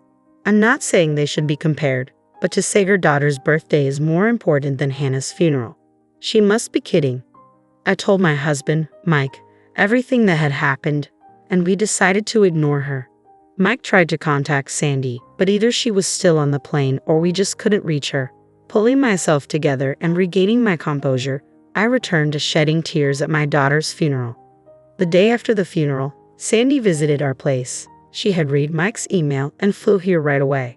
She thought it would be faster to come home than to try to get in touch while traveling from where she lives, but it took her a long time to get here. In the end, she didn't make it to the funeral. Bowing her head in apology after paying her respects at the altar, she shared various stories with us. Stories I had never heard before about my daughter and Sandy, whom we hardly ever got a chance to see. Listening to them, I found myself reminiscing about my daughter when she was little, and once again, I started to cry. In the end, my mother-in-law didn't even bother to come to pay her respects. My sister-in-law, Sandy, deeply bowed her head and apologized for this. I'll do something about my mom, she said before leaving, but I wondered what she meant by that. A few days later, the reality that my daughter was gone still hadn't sunk in, and I found myself in her room, holding on to the memories she left behind. I gently stroked her study desk. The room, untouched since her death, was filled with so many memories of her. Just as I felt like I was about to cry again, the doorbell rang unexpectedly. Startled, I quickly wiped away my tears and looked at the monitor. To my surprise, it was my mother-in-law, the same woman who had injured both my husband and me with her inappropriate remarks on the day of the funeral. She hadn't come to pay her respects and hadn't shown up in the days since. What does she want now? I had no intention of opening the door, so I responded via the intercom. What can I do for you, mother-in-law? Oh, Amy, please help me, she said. Her unexpected plea for help left me puzzled. I might end up joining my granddaughter if this keeps up. Please help me, she exclaimed, saying something unthinkable. Wondering what was going on, I reluctantly opened the front door and my mother-in-law fell in. What's going on? Help me, my daughter. While I was trying to understand what she was saying, a figure suddenly came into view. Well, here you are, Mom, the figure said. It was Sandy. She had a smiling face, but it gave off a silent pressure. She's here, huh? What? Seeing the pale face of my mother-in-law, who screamed at the sight of Sandy, I was completely stunned. What on earth is happening? Oh, come on, don't say things like she's here. It's rude. See, Mom, it's your cute daughter, right? No, not cute at all. What in the world is going on? Just the other day, she was talking about her daughter's birthday being more important than my daughter's funeral. What happened in just a matter of a few days? While I stood there bewildered, Sandy handed something to our mother-in-law. Don't worry, the next part is much easier. Here, you just need to put this on your head and go about your life. Saying this, Sandy put it on my mother-in-law's head. She shook it off and hid behind me. I'm not wearing that. Why not? People will think I'm a weirdo if I walk around with that on my head. Wondering what on earth it was, I looked at the object that had fallen to the floor. It was a mask, not the kind you would see at a fair, but something else. A mask that you might see worn by a tribe living deep in Africa during some strange ritual, the kind of thing a shaman might like. And why does Sandy have something like this? Why put it on my mother-in-law's head? This mask is used for fortune telling, Sandy explained. Where I live, Sandy explained in response to my question. This mask has an interesting history. It's a great craft work that has been passed down since ancient times. I was stunned. Well, yeah, it looks like it. So you're going to put this mask on top of my mother-in-law's head, not on her face? Right, if it's on her face, she wouldn't be able to see anything. This isn't an ordinary mask with holes for the eyes. If it did have holes, I wouldn't mind letting her wear it on her face. And what happens when she puts it on? Oh, you didn't know? This mask has a demon repelling effect. As if I would know about such an effect. A demon repellent, exactly, no matter how hard you think about it. She's clearly possessed by a demon, right? Sandy pointed at my mother-in-law. Her own daughter saying such a thing. So this is what she meant by, I'll do something about my mom.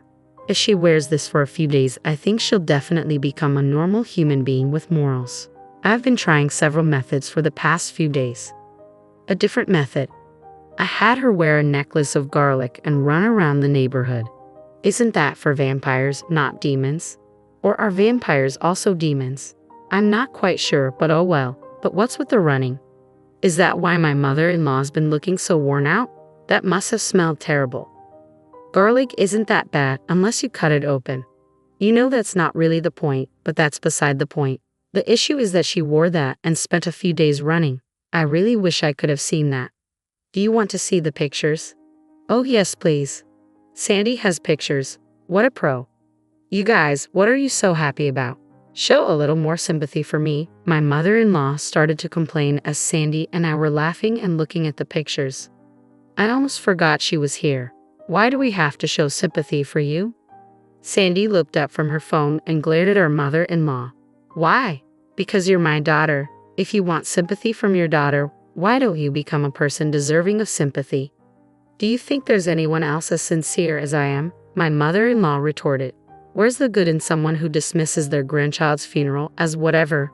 Sandy exclaimed, her mouth wide open in anger. When I rushed home for my niece's funeral, I found you just lying at home.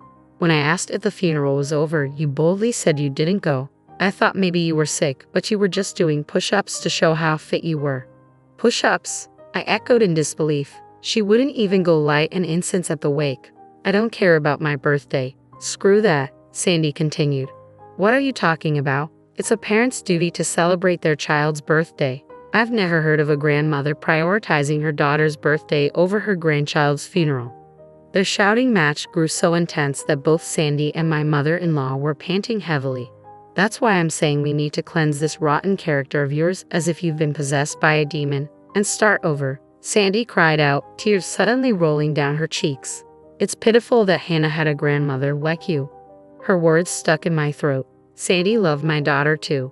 Even if the time they spent together was short, there was no doubt that Sandy loved her. Holding back the tears that threatened to spill, I stared hard at my mother-in-law. She faltered for a moment under my gaze. Mother-in-law, I said firmly, what did you do for my daughter when she was alive? And I'm not talking about giving her stuff. You didn't even care about her, did you? So what if I didn't? She snapped. There's no way I could have doted on such a frail child just because she's my granddaughter. But my daughter adored you, I said quietly. At my unexpected words, my mother-in-law was at a loss. I told her to wait a moment and went back into the house. From my daughter's room, I took something and returned to my mother-in-law, who was still at the entrance. Then I handed her a letter. What's this? She asked, looking puzzled. It's a letter from my daughter to you. My mother-in-law looked back and forth in surprise between me and the letter. In my hand was a letter certainly addressed to Grandma in my daughter's handwriting. She tentatively opened it and began to read. As she read, her eyes widened, and before we knew it, tears were welling up. No, I didn't do anything for Hannah, she whispered, her voice breaking. I was never kind to her or showed her love. Crying out, my mother-in-law collapsed to the ground on her knees. Picking up the letter that had fallen from her hand, my sister-in-law also read it. Sorry for not being a healthy granddaughter. I'll try to be stronger, so don't hate me. I love you, Grandma. Hannah. Even though she was such an unloving old woman, Hannah was a kind child. Yes, she truly was, I murmured, my sister-in-law nodding with tears streaming down her face. Tears wouldn't stop from my eyes either. I'm sorry for being such a terrible grandmother. I'm sorry. Forgive me, Hannah, my mother-in-law sobbed, bowing deeply on the ground. The three of us cried together for a long time.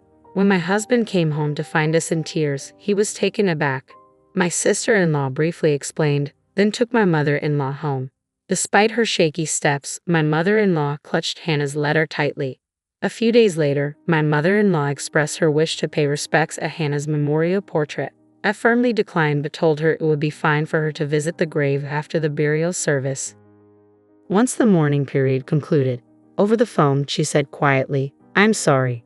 No matter how much she reflects and regrets, I can't forgive her cold attitude toward Hannah while she was alive, and certainly not her behavior on the day of the funeral. I plan to continue being almost entirely estranged from her, and I think my mother-in-law has sensed that. The pushy and slay old woman she once was is nowhere to be seen anymore. My sister-in-law returned overseas, and my husband keeps contact with my mother-in-law to a bare minimum.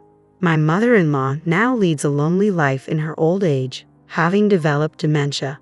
Luckily, we quickly found a retirement home for her, and now she lives there. Of course, I don't visit her, and my husband only goes when it's necessary. According to him, my mother-in-law keeps murmuring, I'm sorry, Hannah." Even hearing that, I feel nothing. No matter how many years have passed, I can't forgive her, and I don't even want to. But then I think of Hannah, and my gaze falls on a picture of her smiling happily. If it were Hannah, that kind girl, she probably would have forgiven my mother-in-law. No, she probably never even held a grudge in the first place. She was such a kind child. "Mom, I love you." I thought I heard her voice and gently wiped my eyes. My name is Molly, and I'm 32 years old. I'm married to Justin, who is 35 and works in an office. I work as a freelance fashion designer from home. My career started with many small, exciting projects, but it wasn't until I landed a significant project with a substantial paycheck that things really changed. This opportunity allowed Justin and me to move into a luxurious high-rise apartment, something I had always wanted. Since I was the one who had dreamed of living in such a place, I agreed to cover the monthly rent myself. Justin was thrilled about the new apartment, and I thought our future together looked bright. I couldn't have anticipated what was about to happen next. One day, Justin brought his 65-year-old mother, Betty, to our place. Her husband had passed away 3 years ago, and she had been living alone since then. "Hi, Molly," Betty greeted me. "Hi, Betty, it's been a while. What's going on?" "Well," Justin began awkwardly, "she wants to move in with us." "Why?" I asked, surprised. Justin explained that Betty's house was deteriorating, and she wanted to move to a better place. She didn't have much money, so she hoped to stay with us temporarily. I understood the situation but wasn't thrilled about it.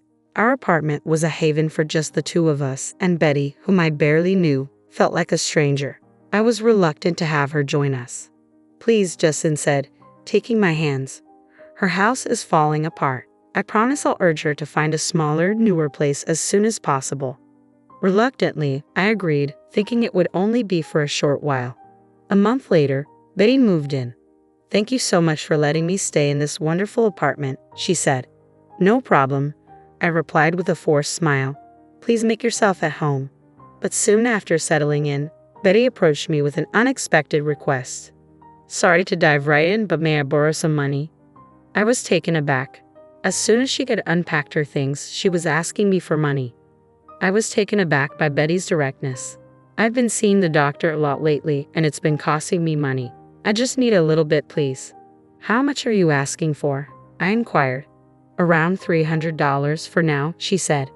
Given her age, it wasn't surprising that she might be facing health issues, and I could understand that medical expenses could add up quickly. I reached into my purse, found $650, and handed it to her.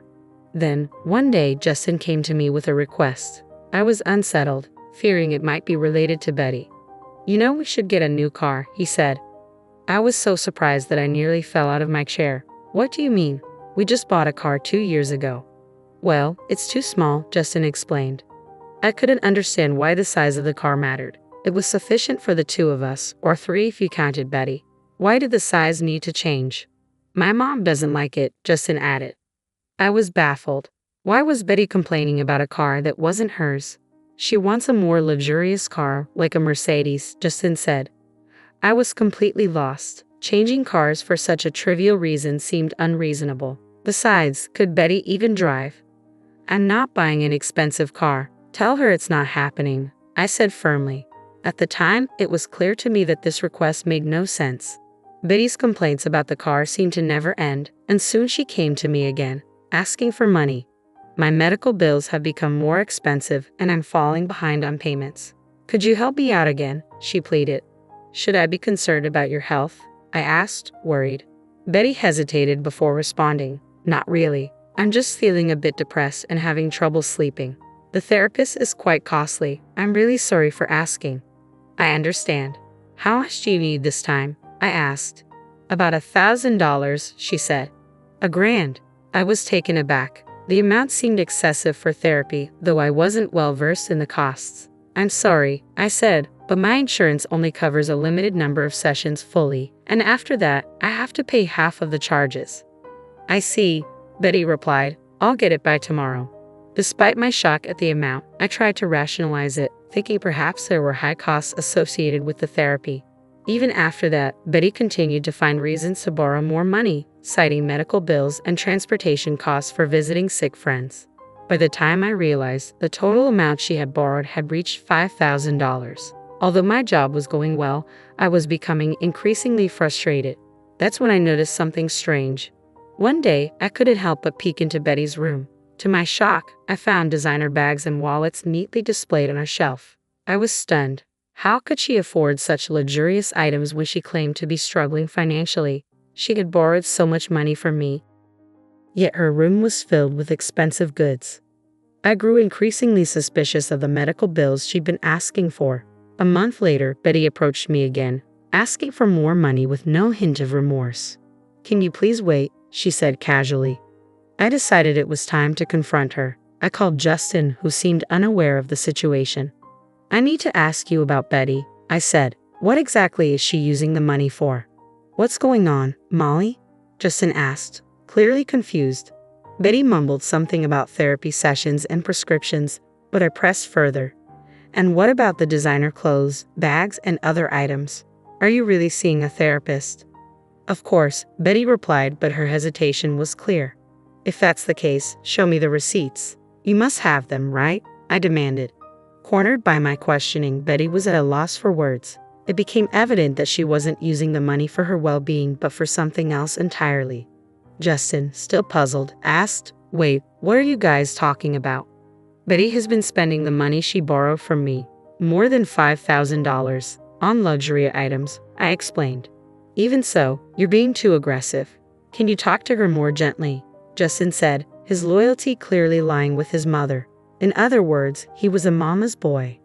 I don't have receipts, Betty admitted. I have been shopping and dining out with friends. I was taken aback. You seem so relaxed despite claiming to be broke. You didn't seem depressed at all. If you've been lying, you need to pay me back immediately.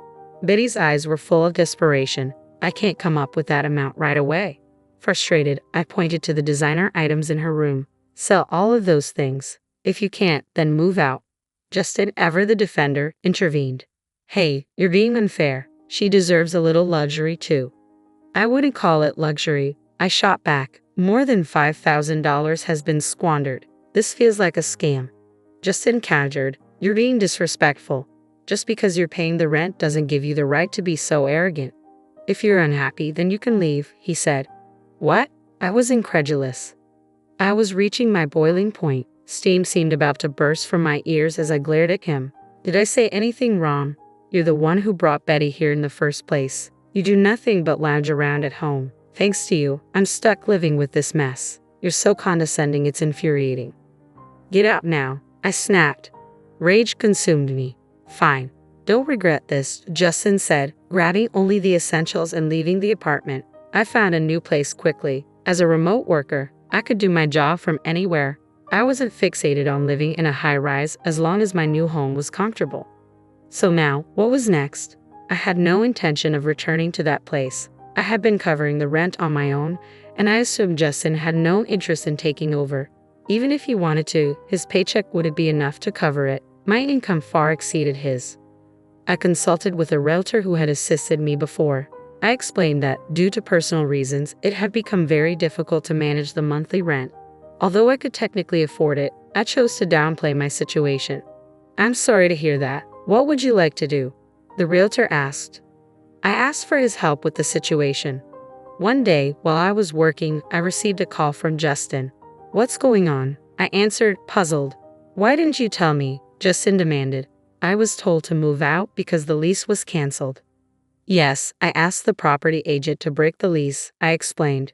Since I don't live there anymore, I don't see why I should continue paying the rent. But my mom and I still live there, Justin protested. I was stunned. What? That's absurd. I don't live there, so why should I keep covering the apartment? If you're in trouble, you should talk to your mom and maybe sell some of her things to raise the money, I suggested. I was incredulous and frustrated. It seemed Justin's sense of entitlement had no bounds. I spoke with a hint of sarcasm. Well, you were the one who wanted to live in a high-rise. If you're not ready to move, why don't you take over the lease yourself? Oh wait, you probably can't afford it with your salary. Justin seemed at a loss for words. You know, you should be able to manage a modest apartment. So go ahead and deal with it. Move in with your mom. Are you kidding me? I retorted. My mom has already used up her savings from selling her house. I don't have any extra funds myself. How do you expect me to find a new place? That's not my problem, he replied. I couldn't understand how he still had no savings when he had been relying on my income. The entitlement and irresponsibility of both him and his mother were astounding. You've brought this upon yourselves with your foolishness, I said.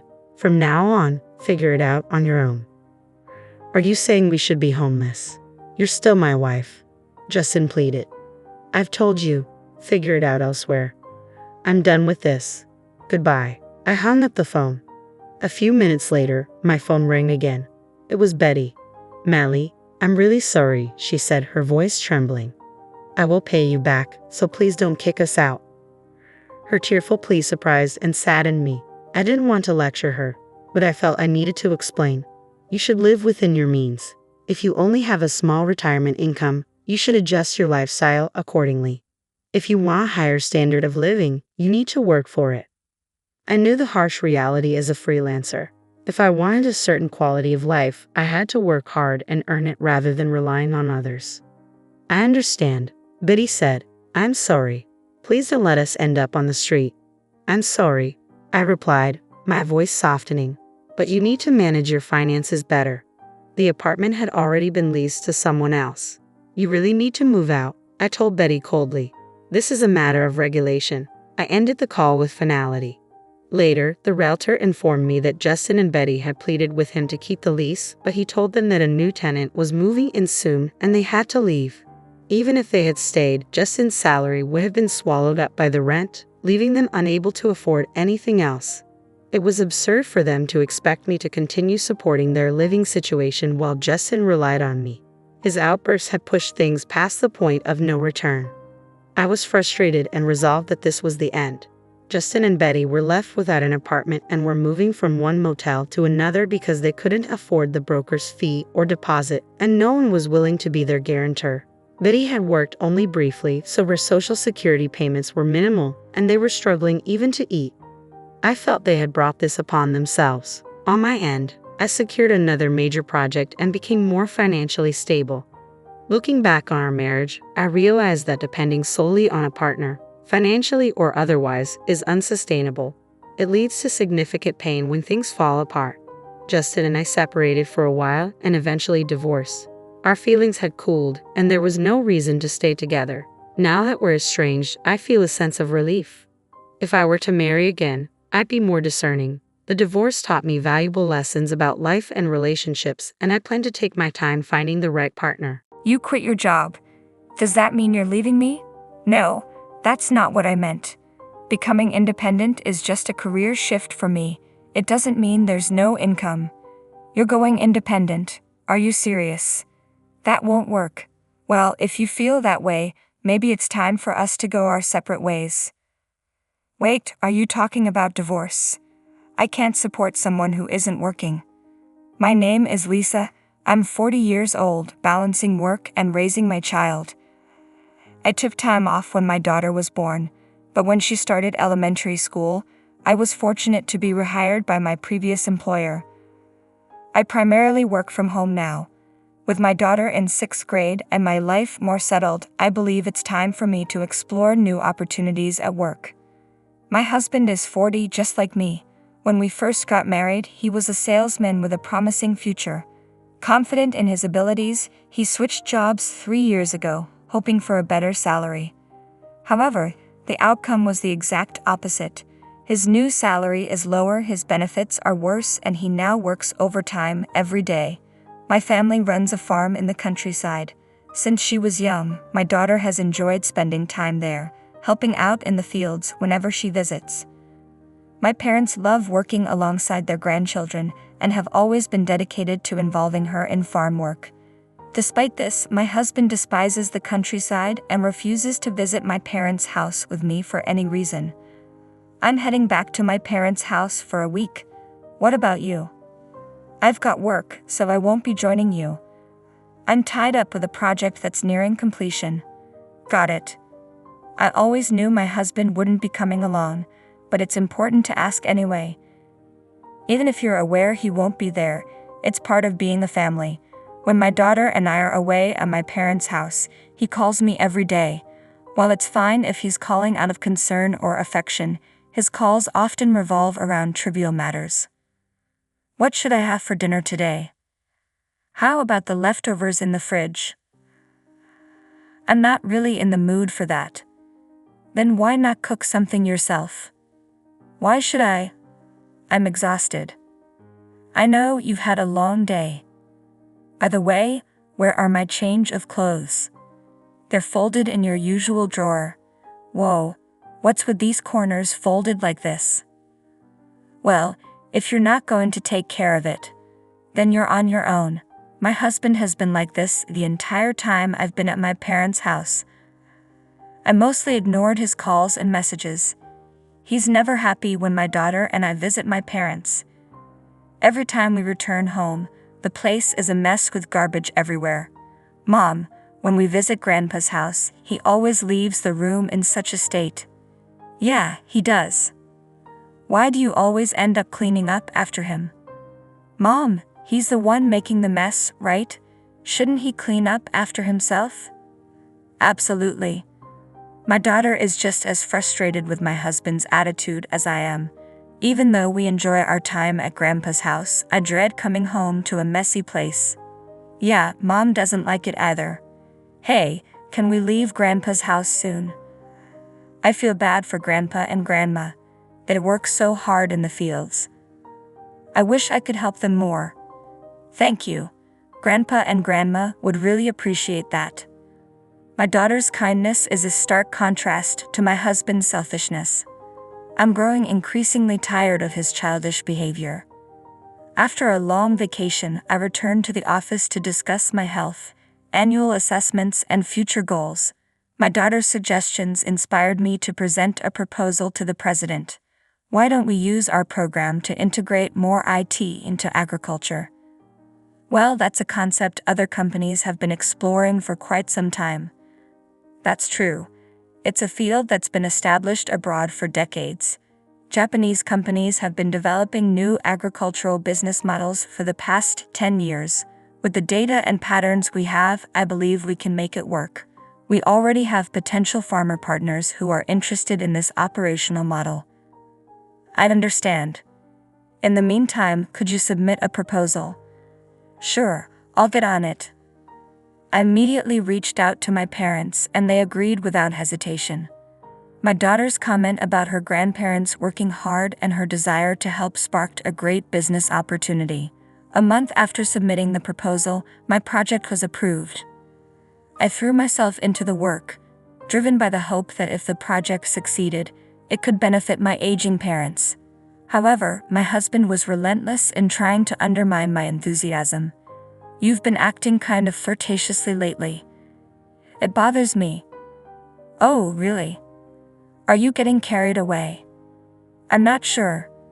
Your face just brings me down. If it's affecting your mood, then you don't have to look at me. I understand what my husband is doing. He's trying to make me feel bad. I already feel pretty down, just as he wants. But I don't let it show on my face. I keep my tone neutral and treat him normally. He's always been this way. Whenever I start to get excited or enjoy myself, he seems determined to bring me down. I'm used to it now, so I don't let it affect me too much, but it still doesn't sit well with him. Ha, I can't just avoid you. We live together. That's not true. You can just stay in your room. I'm perfectly capable of handling my job and taking care of my daughter on my own. If you took better care of yourself, we might avoid these confrontations. That's not what I meant. My husband is yelling at me and it's really upsetting. I want to get a divorce, but I'm unsure how to explain it to my daughter. I'm struggling to make a decision, and since I don't react to his outbursts, he's now criticizing the farmers. Maybe your difficulty in understanding his underlying intentions is because you grew up on a farm. He really is acting like a child. I try to stay calm, but his comments about my parents really get to me. This time though, I'm the one maintaining my composure. For the first time, a project I proposed has been accepted and I'm so motivated that my husband's irritation doesn't bother me much. So you're saying you can't do your job because you grew up in the city? That's crossing the line. That's exactly what I'm going to tell you. Stop being a jerk. No, you were the one who started this. We've been arguing a lot lately. He used to be a nice guy, but he changed just before he switched jobs. My husband and I were already struggling to get along, but my work was going great. A few months later, I decided to resign from the company after discussing it with them and citing a licensing agreement.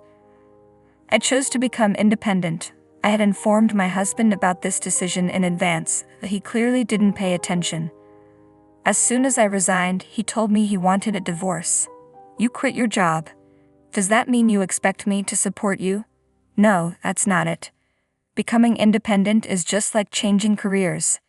It doesn't mean there won't be any income. You're going independent? Are you serious? That's not going to work. Well, if you feel that way, maybe you should go independent from me too. Wait, are you talking about divorce? I'm not going to support someone who isn't working. I was taken aback by his sudden mention of divorce. It left me speechless because my thoughts were focused on our daughter. Mom, get a divorce.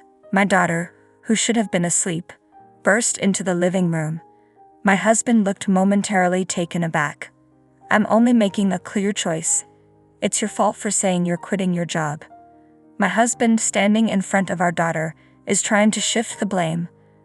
But my daughter only sees me, and my husband's behavior has been out of touch from the start. Are you sure about this? Yes, I want you to get a divorce. I don't like him. He always says hurtful things to you. Mom, don't say you're staying together just for me. I want you to get a divorce right now. Alright, if that's what you want, let's go live with Grandpa and Grandma. Thank you. But you'll need to switch schools. Are you okay with that? Yeah, I'm totally fine with it. Great. Let's go. You don't have to talk to Dad anymore, right? Yeah, I suppose. Well, I guess that's it for now. We can work out the details later. Hey. Oh God, what now? It's not my fault, you know. All right, we'll discuss this later. I just hope you can build a future we won't regret. Huh. I'm not doing that. I'll be free once you're out of my life. I turned away from my husband, who was still shouting, and left the house with my daughter. At my parents' house, my daughter seemed at ease. Despite my concerns, she appeared to be enjoying her new school since the start of the semester. Once she was settled, my husband and I had another conversation about the divorce. He insisted he wouldn't pay alimony, claiming it was my fault. Normally, if I were at fault, he'd be the one seeking alimony. Yet since he wasn't asking for any, I didn't understand why he felt I was liable. I will be requesting proper alimony. Huh. You think you can do that because you believe I'm at fault? You. I knew it. You're just unemployed and lacking any real understanding. How can I be at fault? I haven't done anything wrong. True, you haven't done anything about the house or our daughter. I was shouldering all the responsibilities while you were content, but you're always so accommodating to Mary, handling everything for her. What? I placed the evidence of my husband's infidelity on the table. What's this? How did you get this? Did you steal my phone? That's rude. Excuse me. You're the rude one. You're a married man. What do you think you're doing? And I didn't gather this evidence. You had the means to hire a detective. It's about our daughter. Ha! She's the one who collected all this. After we separated, my daughter told me that you used to walk arm in arm with a woman she didn't recognize. She used my laptop to sync your phone and showed me the data. She even encouraged me to divorce you, saying she hates you. She's upset that you're her father. So I can divorce you without a second thought. I can't believe you allowed your daughter to see these pictures of you. You're such a poor father. I have all the evidence, so there's no point in making excuses. Also, your new job is a result of yet another affair, and you mentioned you're paying alimony to that affair partner's husband. You even lied about your salary being reduced, and I've looked into everything. After hearing this, my husband, who had been so obstinate, finally nodded in acknowledgement. I'm proud of our talented daughter. I'd be thrilled if she takes over my company in the future, if that's what she wants. Sorry. Are you playing devil's advocate? Let's not get divorced after all. You wouldn't want to be unemployed, would you? No, I'm not changing my mind. Besides, you're the one in trouble. If you refuse to pay alimony and child support in a lump sum, I'll go to your company and tell them everything. Hey, if you do that, I'll lose my job. Maybe it's time you start looking for a new one then. You're going to regret this for the rest of your life. My husband stopped and asked for my help, but I merely smiled and dismissed him. When he hesitated to sign the divorce papers, I hired a lawyer and let them handle everything. Within less than 2 weeks, our divorce was finalized. My ex didn't want to incur any more costs. With 2 alimony cases and child support on top, a lawyer was pushing him to the brink of financial ruin. Eventually, he paid all the alimony and child support in one lump sum. Unable to cover it with his savings, he informed me that he was now in debt. He tried desperately to make me feel sorry for him, but I chose to ignore him. When I also filed a claim for alimony against the cheating partner, my ex-husband and his partner ended up in a huge argument and broke up. The partner was livid about having to pay alimony, but ultimately, she complied. She borrowed money from her parents to cover the payments and then returned to the countryside to help with the family business, where her parents could keep a close watch on her. Meanwhile, my ex-husband could no longer afford the rent on his apartment and had to move into a rundown place. My business has flourished and I'm enjoying every day. While things didn't work out with my husband, I'm grateful that what I've learned has been beneficial for my family's farming business. My parents are thrilled with the new IT system, which has greatly reduced their work hours and eased their workload. This entire transformation was made possible thanks to my daughter, though there was some initial resistance. Allowing her to have a smartphone and tablet in elementary school has proven to be a wise decision. She seems to be making good use of them. While my daughter still loves spending time in the fields, she's developing an interest in my work as well. Recently, she's been asking me to teach her how to build a website.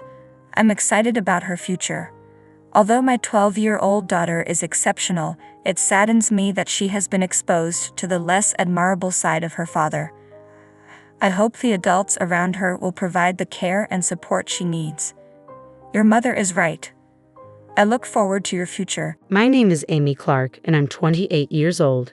Currently, I work at my father's construction company. I'm getting married soon to George Brown, a college classmate who confessed his feelings to me. We started dating, and now we live together. George works at a company in New York City while I work locally. He commutes by train, and I drive to work. With our wedding just 3 months away, I'm busy with preparations. George usually gets home around 7 p.m., so I handle our meals. On his days off, he helps by cleaning our apartment, especially the bathroom. I love cars, especially driving them. Thanks to my father's company, I even have a crane license. Despite being only 5'1" with a baby face, I often surprise people when they see me operating a crane at a construction site in my work clothes. I find their reactions amusing. One day, I was about to go shopping with my best friend, Megan Flynn. We've been best friends since elementary school and even went to the same college. She's a confidant with whom I can share anything. We plan to visit a newly opened outlet mall in the next state. It was a bit far, but we thought it would be a nice drive. I headed to the convenience store where we decided to meet. When I arrived, Megan was already there. "Sorry to keep you waiting. Have you been here long?" I asked. "No, I just got a coffee." "Want some?" Megan replied. Her coffee looked tasty, so I took her up on the offer. "Thanks. Could you grab one for me too? I'll set the navigation system." Happily obliging, Megan went back into the convenience store. As I set up the car's GPS, I accidentally pressed the history button.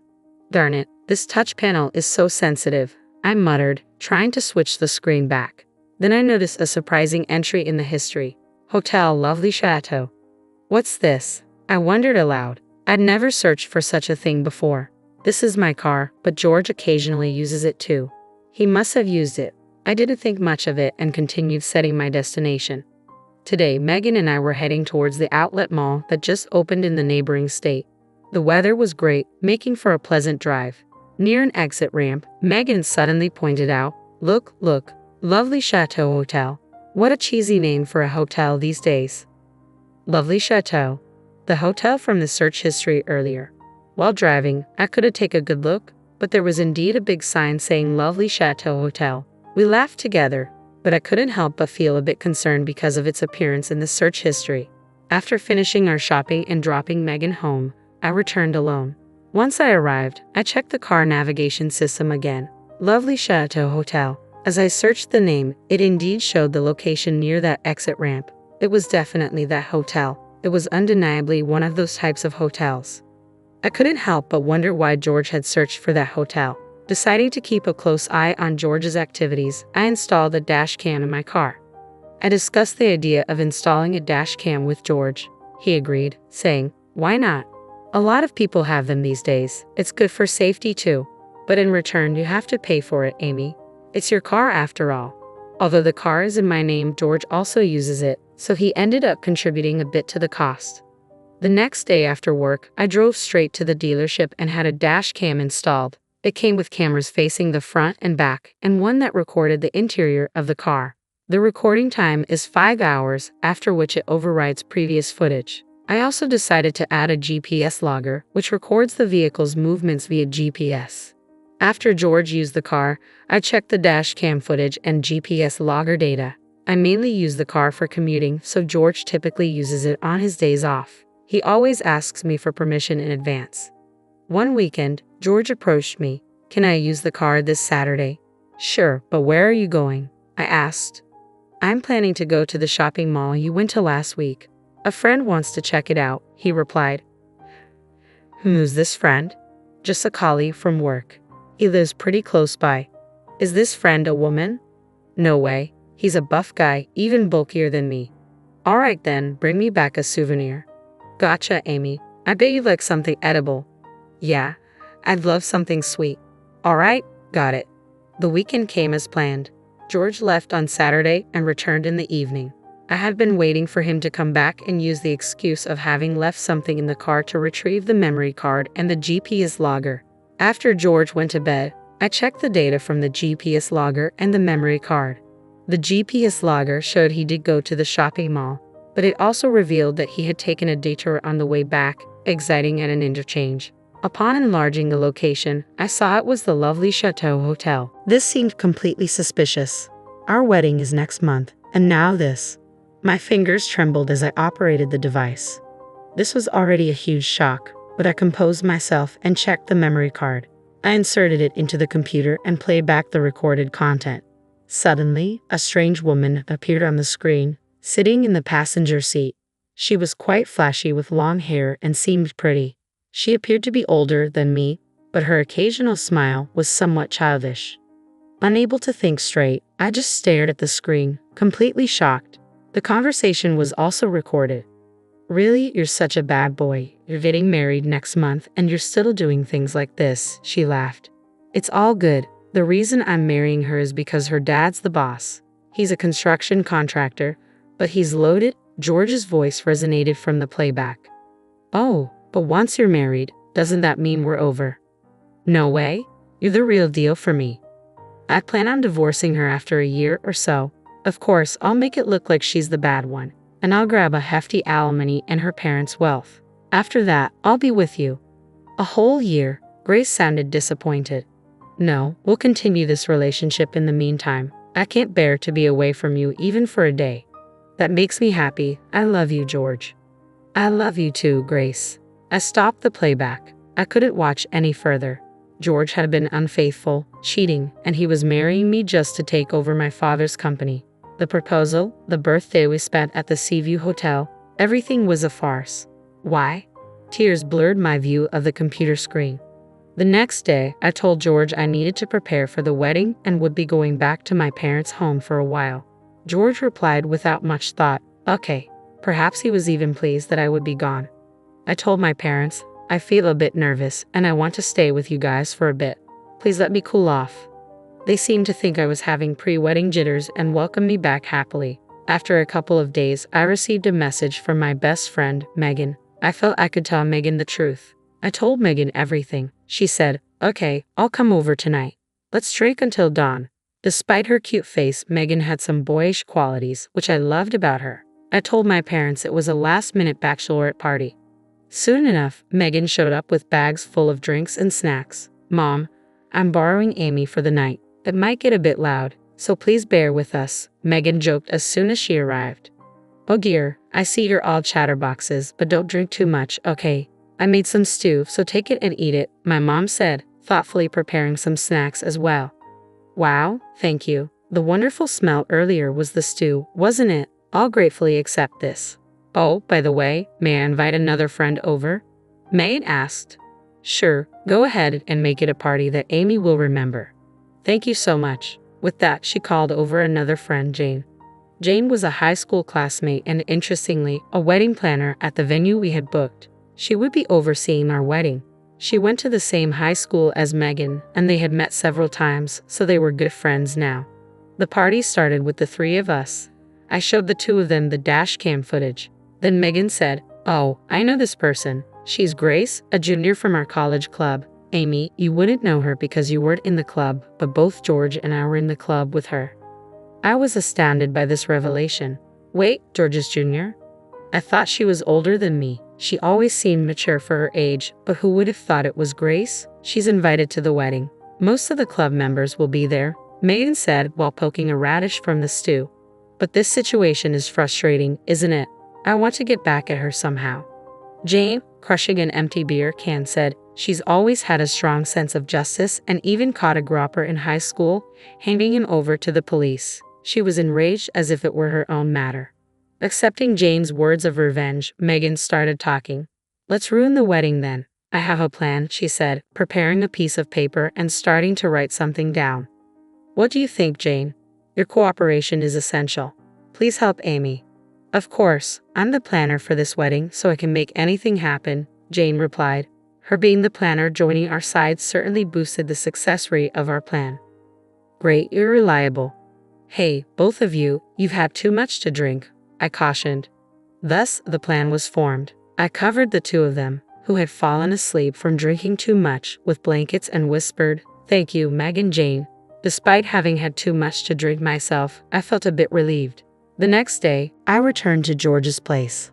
Several days after I got home, I put my first plan into action. While watching the recorded video, it was Megan who found it. One day after work, I decided to dine out. I met George at the station, drove him to the diner in my car, and we had a meal. When we got home, I let George out first and returned to the room after parking my car. Then I boldly went to the living room, deeply moved, and said, George, to prepare something like this for me without even telling me, huh? George made a strange sound in response to my sudden words. Isn't this a gift for me? I found it in the car. Saying this, I showed George the paper bag containing a luxury brand bag. The brand name was boldly printed on the paper bag. I was going to clear the rear window of the car because it was dirty. When I tried to pull out the cleaning tools from the floor under the rear seat, this was in there. Oh, George, you hid it there to surprise me, didn't you? Sorry, I found it. I pretended to be innocent and acted even more delighted. No, that is, George fumbled his words. You have someone else to send such a thing to. Don't be silly. I have no one but you, Amy. Right, you bought it for me, didn't you? How much did this expensive thing cost? Around $2,000. Thanks, honey. Oh yeah, it's a limited edition, so I think it was $5,000. I thought this would suit Amy, so I bought it. I really intended to surprise you, but, well, it didn't go as planned. Yes, it seems a bit youthful, but I can still pull it off, right? Of course, any bag would look good on you, Amy. Hey, that doesn't sound like a compliment. Sorry. Okay, I'll keep it safe. Thanks a lot. When I heard his last sigh, I could hardly hold back my laughter. In the video from that party, I saw George being urged by Grace to buy a luxury bag. He confirmed that he had bought a high-end bag and hid it in the floor of the back of the car. I found it and kept it for myself. During dinner later, George was sighing. Serves him right. A few days later, I got a call from my father. It seems like my old habits have surfaced once again. Believe it or not, I bought a new car. I've always had a thing for cars, and I've driven quite a few over the years. Apparently, on my way home from work, I pulled over at a used car dealership and spotted a gem of a car I used to admire. On a whim, I bought it right then and there. Dad, didn't Mom get mad at you? Yeah, she did, but that's no biggie. Listen to this. It's a discontinued Type R, a car I've always wanted. I thought if I let this one slip, I might never get my hands on it, so I bought it on the spot. I can hardly wait to get it delivered. Really, Dad? You never think about the consequences. What are you going to do with your current car? Oh, I'll give it to you. It's still in great shape and can hold its own against the flimsy cars these days. That hatchback, right? I suppose I have grown a bit tired of the car I've been driving. Just sell that one. How can you enjoy driving such a weak automatic car? That's when it hit me. Okay, got it. I'll do that. Thanks, Dad. Yeah, the new car arrives next week. You can pick it up then. I'll have it cleaned for you. Okay, but this is the last of your indulgences, right, Dad? Don't say that. A man's dreams never end. All right, thanks, Dad. I hung up the phone and couldn't help but grin. And so, my car changed within a few days. Amy, did you change your car? This one looks cooler than the last one. Yeah, my dad bought a new car and gave me his old one. It's cooler than the previous one, isn't it? Yeah, it's cool. Lend it to me this Saturday? Sure, why not? I felt like a fish had taken the bait. Then came Saturday. George, who had left with the car keys, came back immediately. Hey, that car, what's wrong? It won't start. I can't drive it. You can't drive it. Well, what's the matter? You drove it just fine yesterday, didn't you? That's because it's a stick shift. So what's the problem with that? It's just that I only have an automatic license. Oh, that's right. I forgot about that. This is not funny. I can't drive now. Why is that a problem? Do you want me to drive for you? No, that's not it. I mean, I don't want to spoil your day off. Really, I don't mind though. No, I'll figure it out. All right then, safe travels. I knew very well he couldn't. Serves him right. The car I got from my father was a stick shift. There was no problem for me since I have a manual license. However, George only had an automatic license. He legally can't drive that car and probably wouldn't know how to drive it anyway. I had already figured out that he's been taking the car on weekly dates. Despite knowing that, I still switched cars. It's my car in my name, and I can do whatever I want with it. Serves him right. Then, with just 1 week to go until our wedding, I received a message and was summoned to a designated location. Hello, my name is Amy, I greeted. Oh, Amy, thank you for coming, the other party responded. Not a problem. So, how did it go? Well, please sit down. We'll discuss everything shortly. With that, I was ushered into a meeting room and sat down. Let's first discuss your request, he began. Yes, I nodded. This was a private investigation agency. I had requested a background check on George. The subject, George Brown, was definitely in the wrong. We have secured photos and videos. Would you like to see them? Yes, please. The investigator pulled out a laptop, inserted a USB drive, and started playing a video. In it, 2 people were walking playfully, arm in arm, before entering the hotel. The date and time of the video were from a Saturday afternoon 2 weeks ago. There were also photos of them kissing, embracing, and more. Thank you. This is enough. I then received the documents and left the office. Honestly, I knew about the affair, but seeing it so blatantly presented was hard. I contacted my friends Megan and Jane and arranged to meet at a pub. I secured a private room, showed them the documents I received earlier, and we started our analysis. "Oh man, this is clear-cut evidence," Megan said. "This one's quite something too," Jane added. "I have lost all sympathy. I'll bring him down completely." With that, I took a big gulp of my beer. "Hey Amy, could you lend me these?" Jane asked. "Huh? What for, Jane?" I was already planning to make a slideshow of the bride and groom, so it would be easy to include these. "Okay, all that's left is to get ready for the big day." With that, Megan raised her beer mug and gave me a toast. "To us. Let's give it our all." I was so touched that everyone was going all out for me that I felt like crying, but I held it back, and so the big day finally arrived. The day of the wedding was hectic, busy to say the least. Upon arriving at the wedding venue, I was immediately ushered into makeup, wardrobe, and other preparations. Regardless of my state of mind, everything moved along as planned. When I saw myself in the mirror donning the white wedding gown, I was brought to tears. Despite this being the very image I had once dreamed of, I never thought I'd be wearing it with this feeling. Noticing my tears, my mother gently said, "Oh dear, the bride shouldn't be crying already," as she wiped my tears away. "I'm sorry, Mother, but these weren't tears of joy." The ceremony ended, and the reception began. Just before making my entrance, I caught sight of Jane, who gave me a comforting smile.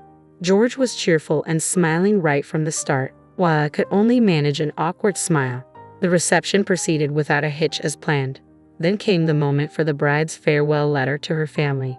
The hall darkened, and a spotlight fell only on me and my parents at the head table. I was handed a microphone, but instead of reading my letter, I turned to face the crowd and began to speak softly. "Everyone here today, thank you very much for joining us." Normally, at this point, I should be saying goodbye to my parents and expressing my gratitude for marrying the man I love, but a stunned silence swept through the crowd as I broke from tradition. Jane, off to the side of the stage, gave me an encouraging thumbs up. "The real bride is not me," I declared, causing an immediate stir among the guests. "The real bride is Grace Davis, a junior from George's college years. George has admitted that it's not me but her who he truly loves. I have evidence." After speaking, the spotlight shone on one person in the crowd, and there was Grace bathed in light. Lively music started playing, and a slideshow began. Images of them holding hands, kissing, and even entering a hotel were displayed one after another. Then the music stopped, and a video of their conversation played at a loud volume. The hall was in an uproar. "What's going on here? George, you owe us an explanation." Amidst the flying shouts, I handed the microphone to a pale-faced George and bowed to his parents before stepping off the stage. Megan and Jane, who had rushed over, practically dragged me away from the venue.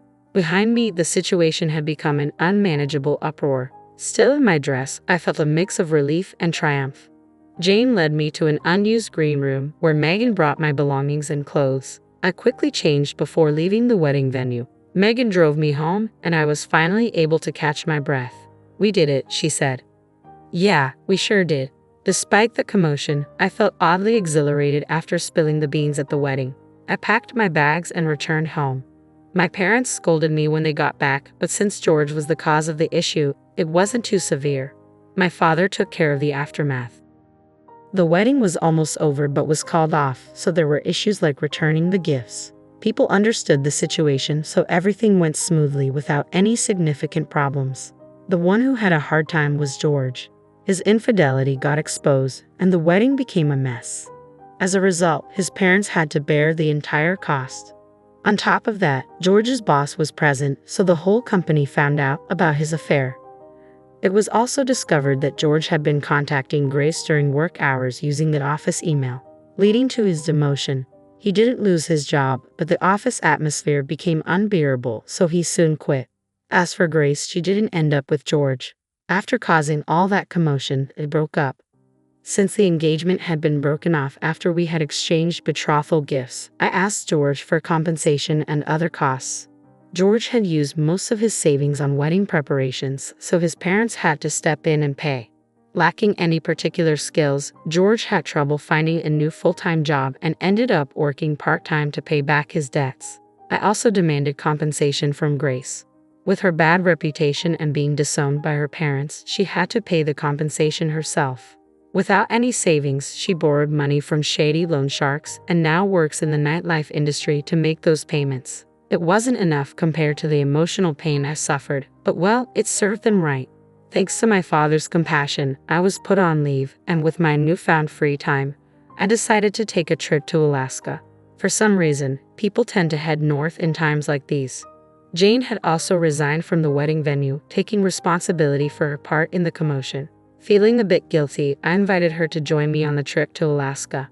With the damages I received from George, I covered the expenses. We used a ferry for a round trip as we went by car. On the return ferry, we hit it off with two guys who were bikers. We exchanged contact information and decided to meet up again in New York. The two guys who worked at the same company said they go on a road trip to Alaska on their motorcycles every year. When I got back to New York and told Megan about this, she got upset that I didn't invite her. So, it was decided that we would add one more person and organize a 3-on-3 mixer, including Jane. Even though a lot has happened, I've regained my spirit. Life throws curveballs, but I thought, well, such things happen. And with that, I decided to walk firmly towards the future.